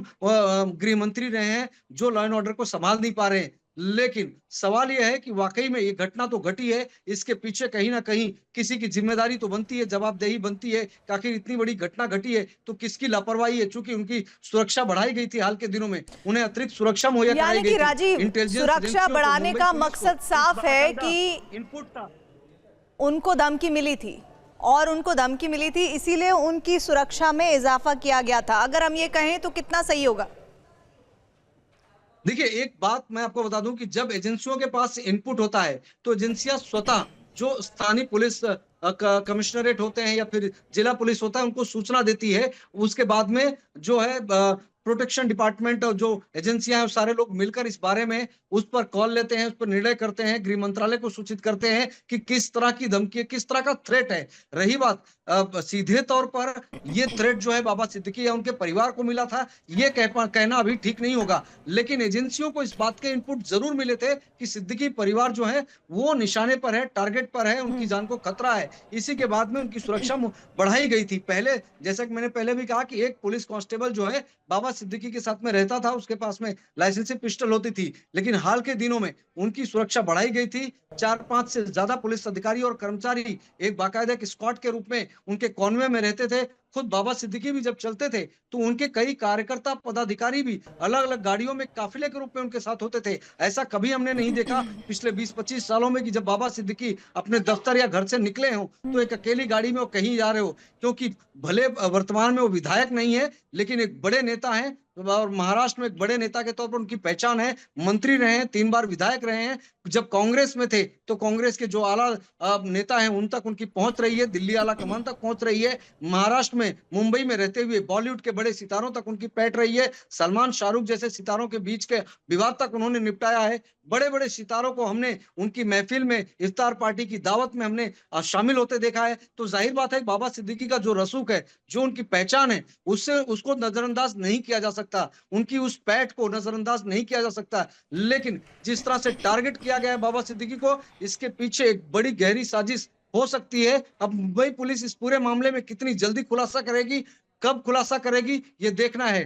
दोनों शूटर्स के ऊपर राजीव, आपको रोक रही हूँ। शरद पवार ने इस मामले को लेकर ट्वीट किया है जहां उन्होंने बाबा सिद्दीकी को श्रद्धांजलि दी है। वहीं साथ ही उन्होंने लिखा है कि प्रदेश की ध्वस्त कानून व्यवस्था चिंता का विषय है। देश की आर्थिक राजधानी मुंबई में पूर्व राज्य मंत्री बाबा सिद्दीकी की गोली मारकर हत्या करना दुखद है। अगर गृह मंत्री और शासक राज्य की गाड़ी को इतनी नरमी से आगे बढ़ाएंगे तो ये आम लोगों के लिए खतरे की घंटी हो सकती है और इसके लिए सिर्फ जांच न करें, जिम्मेदारी भी स्वीकार करें। इसका मतलब ये है, एक हम समझ सकते हैं राजीव कि जहां एक तरफ इस घटनाक्रम को लेकर, बाबा सिद्दीकी की मौत को लेकर लोग लगातार बहुत ज़्यादा हैरान हैं, परेशान हैं, दुख में हैं, वहीं दूसरी तरफ इस बात को लेकर चिंतित भी हैं कि आखिर लॉ एंड ऑर्डर को लेकर अगर राजनेता सुरक्षित नहीं है तो आम नागरिक क्या सोच रहा होगा इस वक्त। और इसी बात को ध्यान में रखते हुए शरद पवार ने ये ट्वीट किया है। बिल्कुल, देखिए शरद पवार जो है लॉ एंड ऑर्डर को लेकर सवाल उठा रहे हैं और हमेशा जब भी मुंबई, महाराष्ट्र में, मेमार रीजन में या फिर पुणे, नासिक में कहीं पर भी घटनाएं घटती हैं तो शरद पवार बहुत मुखर तरीके से अपनी बात रखते हैं, सरकार को कटघरे में खड़ा करते हैं और सबसे पहले वो देवेंद्र फडणवीस के पास चूंकि गृह मंत्रालय है उनसे सवाल जरूर पूछते हैं, उनकी कार्यक्षमता को लेकर सवाल पूछते हैं। और आज जिस तरह की घटना हुई वो अपने आप में बेहद चौंकाने वाली है। इस वक्त की बड़ी खबर ये आपको बता दूं कि मुंबई पुलिस जो है और मुंबई क्राइम ब्रांच, चूंकि मुंबई क्राइम ब्रांच जो है वो नोडल पुलिस का काम करती है, तो मुंबई क्राइम ब्रांच के जो अधिकारी हैं 3 अलग अलग राज्यों के संपर्क में हैं, उत्तर प्रदेश, हरियाणा और दिल्ली पुलिस के स्पेशल सेल के संपर्क में है, ताकि बिश्नोई गैंग से जुड़ी हुई जो जानकारियां हैं उनको जुटाई जा सके, जो शूटर्स हैं इनके बारे में जानकारी जुटाई जा सके। आपको बाबा सिद्दीकी के बारे में भी एक बात बता दूं, बाबा सिद्दीकी ऐसे नेता नहीं थे कि जो सामान्यतः कोई शख्स सामने आए, मिलने आए, उसके बाद में उसे देरी से पहचाने या वो जब किसी भी शख्स को मिलते थे तो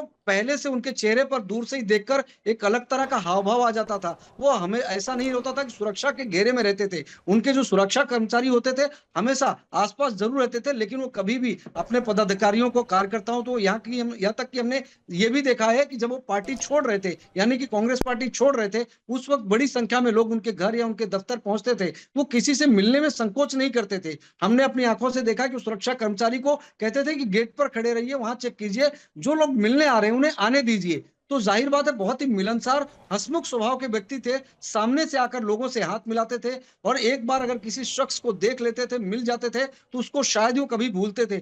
हम भी कभी अमूमन फोन करते थे किसी पार्टी संबंधी जानकारियों के लिए तो साफ तौर पे कहते थे, सिंह जी बताइए क्या विषय है। तो जाहिर बात है कि उनका जो अप्रोच था, जो बॉडी लैंग्वेज था, बहुत ही सामान्य व्यक्ति की तरह था, बहुत ही खुश मिजाज व्यक्ति थे। जो तस्वीरें भी हमारे पास में हैं उन तस्वीरों में भी देख सकते हैं कि जब वो गाड़ी में बैठते हैं उसके बावजूद लोग उनके पास जाते हैं, लोग तभी भी वो लोगों से बाकायदा बात कर रहे हैं। ऐसा नहीं कि गाड़ी में बैठते ही गाड़ी का डोर बंद कर दिए, कांच ऊपर चढ़ा लिए, हाथ दिखा कर चले गए, उस तरह के नेताओं में नहीं थे। यही वजह थी कि बाबा सिद्दीकी जब बांद्रा वेस्ट से पहली बार विधायक चुने गए तो उन्हें जो है मंत्री भी बनाया गया और लगातार 3 बार जीत कर आए। लेकिन 2014 में जब मोदी को प्राइम मिनिस्टर कैंडिडेट डिक्लेयर किया गया था, उसी समय विधानसभा के भी चुनाव महाराष्ट्र में हुए थे, तो एक सुनामी सी थी बीजेपी की। उसी दरमियान बाबा सिद्दीकी चुनाव हारे और उसके बाद में वो दूसरा भी चुनाव 2019 में हारे। तो जाहिर बात है कि इस वक्त बीजेपी महाराष्ट्र में बड़ी पार्टी है, जिस वजह से बाबा सिद्दीकी की राजनीतिक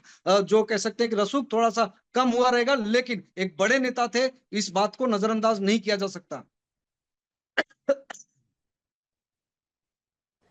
जी, और राजीव ये जो आप बात बता रहे हैं ये महत्वपूर्ण भी है, क्योंकि चुनाव सर पर और ऐसे में किसी भी नेता का जाना किसी भी पॉलिटिकल पार्टी के लिए नुकसान है, लेकिन उससे ज़्यादा उस परिवार पर क्या बीती होगी जो विजयदशमी के पर्व मनाने के साथ ही अपने बेटे के साथ थे और अचानक से बेटे को पता चलता है कि अब उसके पिता दुनिया में नहीं है। ये तस्वीर हम उस गाड़ी की दिखा रहे हैं आपको, जिस गाड़ी में सवार होकर निकलने की तैयारी में थे बाबा सिद्दीकी, और इसी गाड़ी को हमलावरों ने टारगेट किया और उन्हें 3 गोलियां मारी। जो देखिए रेंज रोवर ये गाड़ी आपको दिख रही है, और इसी गाड़ी पर हमला किया है हमलावरों ने।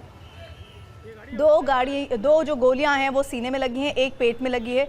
गाड़ी पर देखिए ये गोलियों के निशान आपको नजर आ रहे हैं।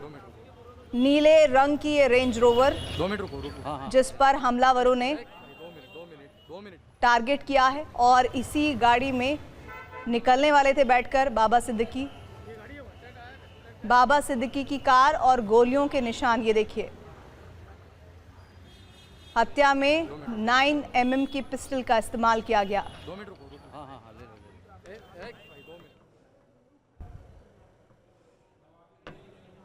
राजीव, ये गाड़ी इस वक्त जो हम देख रहे हैं तस्वीरों में, ऐसा लग रहा है कि जब शूटर्स ने उन्हें टारगेट किया है तब वो कार के आसपास ही थे, या हो सकता है कि कार में बैठने की कोशिश कर रहे थे।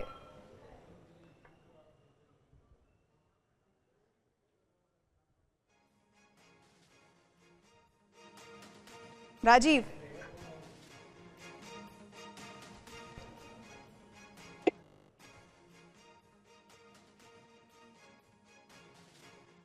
मैं राजीव के पास दोबारा आऊंगी, लेकिन बाबा सिद्दीकी की हत्या पर शरद पवार ने जो पोस्ट किया है वो लगातार इस वक्त महाराष्ट्र और मुंबई की जनता के दिमाग में कौंध रहा होगा। सबसे बड़ी बात यह है कि हम इस वक्त जो 3 तस्वीरें दिखा रहे हैं, 9:30 बजे के घटनाक्रम के बाद इस वक्त 12:02 हो रहा है, यानी अगला दिन शुरू हो गया है, विजयदशमी का पर्व समाप्त हो चुका है। लेकिन आज का दिन मुंबई के इतिहास में हमेशा इसलिए याद किया जाएगा कि जिस तरह से चुनाव से थोड़े दिन पहले एक ऐसे नेता जो सत्ताधारी पार्टी में पूर्व मंत्री रह चुके हैं, जो 3 बार विधायक रह चुके हैं, जिनका एक अलग दबदबा है न सिर्फ राजनीति में बल्कि बॉलीवुड के बीच में, जिनके बारे में ये कहा जाता है कि काफ़ी खुशदिल इंसान है, एक बिल्डर भी है वो, उनके बेटे के साथ वो बैठकर बातचीत करके निकले थे उसके दफ्तर से, और अचानक ऐसा क्या हुआ कि हमलावरों ने उन्हें टारगेट किया। राजीव, मैं एक बात आपसे पूछना चाह रही थी, वो गोली के निशान वाली तस्वीरें एक बार फिर से हम दिखाएंगे अपने व्यूअर्स को। जो रेंज रोवर कार है उस पर गोलियों के निशान है। ऐसा लग रहा है कि हमलावरों ने तब टारगेट किया जब बाबा सिद्दीकी गाड़ी में बैठने की कोशिश कर रहे थे। बिल्कुल, देखिए, दरअसल बाबा सिद्दीकी के जो बेटे हैं जिशान सिद्दीकी, वो बांद्रा ईस्ट जो कलानगर सीट कही जाती है वहां से विधायक हैं, और इस वक्त इस सीट को लेकर जाहिर बात है 2 गठबंधन है, दोनों गठबंधन जो है एकदम आमने सामने हैं, क्योंकि एक ऐसी सीट है जो बेहद हाई प्रोफाइल मुंबई की सीटों में से एक सीट है। ऐसे में जिशान सिद्दीकी के सामने चुनौती है कि सीट को बनाए कैसे रखे।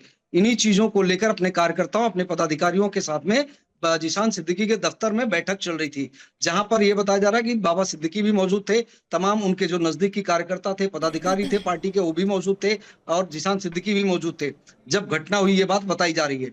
उसके बाद में बैठक खत्म हुई, उस वक्त चूंकि अगल बगल पूरा रिहायशी बस्तियां हैं और विजयादशमी का त्योहार होने की वजह से लोग पटाखे फोड़ रहे थे, लेकिन इन्हीं फटाकों के दरमियान अचानक से गोली चलने की आवाज आई। जब तक लोग कुछ समझ पाते, चूंकि बाबा सिद्दीकी जैसे ही दफ्तर से बाहर निकले, गाड़ी की दिशा में जा रहे थे, उसी वक्त उन पर फायरिंग हुई। हमारे पास जो अभी जानकारी है उसके मुताबिक बाबा सिद्दीकी को लगभग 3 से 4 गोलियां लगी है। 2 हमलावर थे, दोनों हमलावर ने 2 से 3 राउंड फायरिंग किया है, यानी कि कुल 5 से 6 राउंड फायरिंग की बात सामने आ रही है, जिसमें 3 से 4 गोलियां बाबा सिद्दीकी को लगी है। और ये दोनों हमलावर जिन्होंने गोलियां चलाई है वही मुंबई पुलिस की गिरफ्त में है। एक शख्स जो बाइक चला रहा था वो फरार है।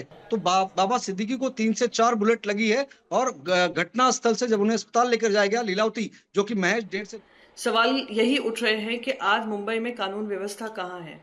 आज अगर एक सुरक्षित इंसान जो खुद एक नोन पर्सनैलिटी हैं, सोशल वर्कर रहे हैं, जिनके साथ वाइस कैटेगरी की सिक्योरिटी घूमती है, अगर उनके साथ इस तरीके की हत्या होती है तो प्रश्न चिन्ह उठता है कि आज आम जनता अपने आप को कितना सुरक्षित महसूस करती होगी। आज जो कॉन्ट्रैक्ट किलिंग जो 15 दिन पहले उन्होंने कहा था उनको धमकियां आ रही हैं, तो क्या ये इंटेलिजेंस फेलियर राज्य का नहीं है? वजह बस एक है, जो हमारे राज्य के मुख्यमंत्री हैं वो महाराष्ट्र को इतना लूटने में लगे हैं, इतना व्यस्त हैं कि वो सुरक्षा महाराष्ट्र को दे नहीं पा रहे हैं, महाराष्ट्र वासियों को नहीं दे पा रहे हैं। और हर दिन जो इलेक्शन पोस्टपोन हो रहा है, इलेक्शन का अनाउंसमेंट नहीं हो रहा है, मैं मानती हूँ कहीं ना कहीं उसमें भी ये पूरे कांड में हाथ है। दुर्भाग्यपूर्ण है। मैं उनके परिवार को अपना शोक जताना चाहूँगी। जीशान खुद एक MLA हैं, और मैं उम्मीद करूँगी कि महाराष्ट्र में इस तरीके की सरकार जो ना जनता के हित में काम करती हो, ना जनहित की हो, या जन नीतियों के हिसाब से बनी हो, या जन विश्वास को लेकर बनी हो, उस सरकार को बिल्कुल नैतिक धर्म नहीं है एक दिन और सरकार में बने रहने का। शिवसेना उद्धव गुट की नेता और राज्यसभा सांसद प्रियंका चतुर्वेदी को आप सुन रहे थे, जो काफ़ी भावुक थी। प्रियंका खुद कांग्रेस में रह चुकी हैं और अभी शिवसेना उद्धव गुट में है। काफ़ी भावुक नज़र आ रही थी और ऐसा लग रहा था कि वो उन तमाम बातों को याद कर रही हैं जो अच्छा वक्त उन्होंने बाबा सिद्दीकी के साथ एक राजनेता के तौर पर व्यतीत किया है। लेकिन सबसे बड़ी बात ये जो तमाम पॉलिटिकल पार्टी इस वक्त महाराष्ट्र में सत्ताधारी नहीं है वो उठा रही हैं, वो ये कह रही हैं कि अगर एक नेता सुरक्षित नहीं है तो आम आदमी कैसे महफूज होगा। और अगर इनपुट मिल रहे थे कि अगर उन्हें थ्रेट मिल रहे थे, इस तरह की जानकारियां मिल रही थी कि उन्हें धमकियां हैं, उन्हें मारा जा सकता है, उनकी जान को खतरा है, तो आखिर राज्य सरकार ने उन्हें अच्छी सिक्योरिटी क्यों नहीं दी। इसको लेकर लगातार चिंताएं व्यक्त की जा रही हैं और ये विपक्षी पार्टियों के लिए भले ही इस मामले में बेनकाब हो जाए वो चेहरे जिन्होंने बाबा सिद्दीकी को इस तरह से टारगेट किया है, उन पर अटैक किया है, लेकिन सबसे बड़ी बात यह है कि आखिर वो लोग कौन हैं और वो लोग जो इस पूरे हत्याकांड के पीछे हैं। अगर ऐसा ही सिलसिला चलता रहा तो फिर राज्य की कानून व्यवस्था को लेकर आम आदमी का नजरिया क्या होगा आने वाले दिनों में। राजीव, प्रियंका चतुर्वेदी ने वो सवाल उठाए हैं जो कल दिन भर राजनीतिक घेरे में लगातार बात होती रहेगी और वो सिर्फ प्रियंका चतुर्वेदी नहीं, शरद पवार ने उस बात को उठाया है और तमाम नेता जो कांग्रेस से हैं, जो शरद पवार से ताल्लुक रखते हैं, जो ऐसे नेता हैं जो सत्ता में नहीं है, वो बार बार ये जानना चाहते हैं कि अगर नेता सुरक्षित नहीं तो फिर आम जनता कैसे। देखिए, इस पूरे मामले में शरद पवार महाराष्ट्र के सबसे बड़े नेताओं में से एक हैं, देश के बड़े नेताओं में से एक हैं। उन्होंने जब महाराष्ट्र में सुरक्षा व्यवस्था को लेकर सवाल उठा दिए तो जाहिर बात है कि अब दूसरी श्रेणी के जो नेता हैं तो जाहिर बात है खुलकर बोलेंगे। प्रियंका चतुर्वेदी बोल रही हैं, जो यूबीटी ग्रुप की नेता है, राज्यसभा सांसद हैं। अबू आसिम आजमी जो कि मुंबई से ही विधायक हैं समाजवादी पार्टी में, वो कह रहे हैं। इसके अलावा जो दूसरी अलग अलग पार्टी के कांग्रेस के नेता बयान दे रहे हैं, उनका साफ तौर पे कहना है कि अगर इनपुट था, इंटेलिजेंस इनपुट था, मुंबई पुलिस को सूचना थी तो मुंबई पुलिस ने सुरक्षा मुहैया भी कराई थी, तो आखिर इतनी बड़ी घटना घटी कैसे। लूप होल्स जरूर है, किसका लूप होल्स है, किसकी वजह से घटना हुई, उसको लेकर जांच की जाएगी। लेकिन सवाल यह है कि आखिर ये हत्याकांड कराया किसने, कौन है, इस पूरे हत्याकांड का मास्टरमाइंड कौन है। शूटर जरूर गिरफ्त में है, इसके पीछे बिश्नोई गैंग का भी नाम सामने आ रहा है, इसके पीछे पर्सनल राइवलरी बताई जा रही है, एसआरए प्रोजेक्ट को बताया जा रहा है। नहीं, लेकिन राजीव उन्होंने कहा ना कि 15 दिन पहले उन्हें धमकियां मिली थी और अगर धमकियां मिलने के बाद भी उन्हें सुरक्षित नहीं रखा जाता तो राज्य सरकार की सुरक्षा व्यवस्था पर सवाल उठाए जाने चाहिए। प्रियंका चतुर्वेदी ये कह रही है। बिल्कुल, अगर बाबा सिद्दीकी एक बड़े कद के नेता थे, इसमें कोई दो राय नहीं, हमने पहले भी कहा। लेकिन सवाल यह है कि जिस तरह की मोडस ऑपरेंडी इस्तेमाल की गई और उस मोडस ऑपरेंडी में जो क्रिमिनल्स थे, जो शूटर्स थे, उन्होंने बाबा सिद्दीकी को बाकायदा रेकी की, उनको जाना समझा, स्टडी किया, उसके बाद में इस घटना को अंजाम दिया। जैसा कि मैंने पहले भी कहा, बाबा सिद्दीकी उन वीआईपी नेताओं में से नहीं थे कि जो कभी किसी कार्यकर्ता से सीधे तौर पर ना मिलते हों। अगर कोई शख्स उनके घर पर भी चला जाए और वहां उनके सिक्योरिटी को ये सूचना दे कि वो बाबा सिद्दीकी के पास आया है, किसी काम को लेकर उन्हें मिलना है, तो बाबा सिद्दीकी को मैसेज आता था। बाबा सिद्दीकी तुरंत मैसेज कन्वे करते थे, कहते थे ऑफिस में बैठाइए, थोड़ी देर के बाद मिलेंगे, चाहे वो मिलेंगे, ऑफिस बेरर मिलेंगे, लेकिन मिलते जरूर थे। बाबा सिद्दीकी उन तरह के नेताओं में से नहीं थे जो कभी लोगों के लिए रीचेबल ना रहे हो। यही वजह थी कि बाबा सिद्दीकी जो है लगातार विधायक रहे, लेकिन 2014 के बाद से चूंकि राजनीति में हार जीत का खेल लगा रहता है, वहां पर गणित कुछ इस तरह से बदले कि बाबा सिद्दीकी हार जरूर गए और उसके बाद में उन्होंने जब अपने बेटे को भी टिकट देने का नंबर आया तो उन्हें बांद्रा वेस्ट में अपनी जीत लग नहीं रही थी। इस वजह से उन्होंने बांद्रा ईस्ट विधानसभा चुनी और बाबा सिद्दीकी के बेटे जिशान सिद्दीकी वहां से जीत भी गए। तो बाबा सिद्दीकी का जो अप्रोच है, जो बॉडी लैंग्वेज है, जो बर्ताव है उनका, वो कहीं ना कहीं बहुत सामान्य लोगों की तरह है। सीधे तौर पर मिलते हैं, खुशमिजाज इंसान है, सामने से आकर मिलते हैं लोगों से। अगर कोई शख्स उनके पास जाए तो उसको नजरअंदाज करने की कोशिश नहीं करते कि बड़े नेता है, किसी सामान्य आदमी से कैसे मिले। दूसरी बड़ी बात यह है, वो कभी दफ्तर या घर जैसी बातें नहीं कहते। अगर कोई शख्स उन्हें मिलते जाता है तो जहां रहते वहीं पर मिलते हैं। हमने अपनी आंखों से लगभग 2 दशक से ज्यादा समय से उनको बहुत नजदीक से देखा है। जब वो विधायक नहीं थे तब से मैं बाबा सिद्दीकी को जानता हूं।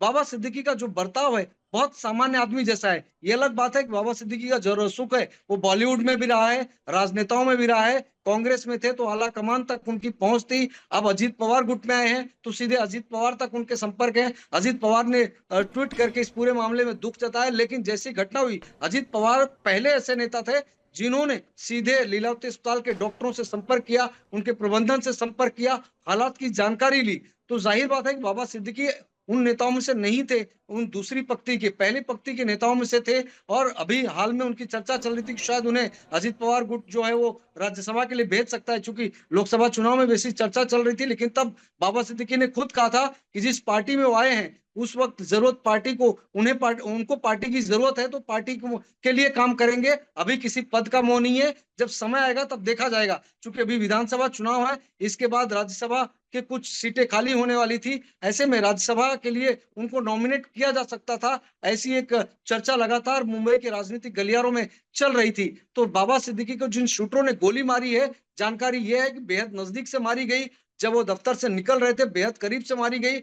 दोनों शूटर्स ने लगभग 5 से 6 राउंड फायरिंग की, जिसमें 3 से 4 बुलेट लगी है। एक शूटर ने अकेले 2 से 3 राउंड फायर किया, यानी कि कम समय में ज्यादा से ज्यादा गोलियां चलाना ये उनका टारगेट था। हमने ये भी देखा जब सलमान खान के घर पर फायरिंग हुआ था, उस वक्त भी शूटर्स ने बाकायदा इंट्रोगेशन में पकड़े जाने के बाद ये कहा था कि उन्हें 6 की 6 बुलेट चलाने का आदेश था बिश्नोई गैंग की तरफ से। समय कम, लेकिन बुलेट 6 की 6 चलानी है ताकि मैसेज क्लियर जाए। यहाँ पर भी कुछ इसी तरह का है। महज कुछ सेकंड में एक इमरान प्रतापगढ़ी हमारे साथ सांसद जुड़ रहे हैं। इमरान जी, मैंने आपका अभी एक्स पर पोस्ट पढ़ा, आप लिख रहे हैं मुंबई में बाबा सिद्दीकी साहब को गोली मारे जाने के बाद इंतकाल की खबर बेहद अफसोसनाक है। मुंबई में सत्ता से जुड़े एक इंसान को सरेआम गोली मार दी जा रही है। ये मुंबई जैसे महानगर की कानून व्यवस्था का हाल है। खुदा बाबा सिद्दीकी जी के परिवार को ये दुख सहने की हिम्मत दे।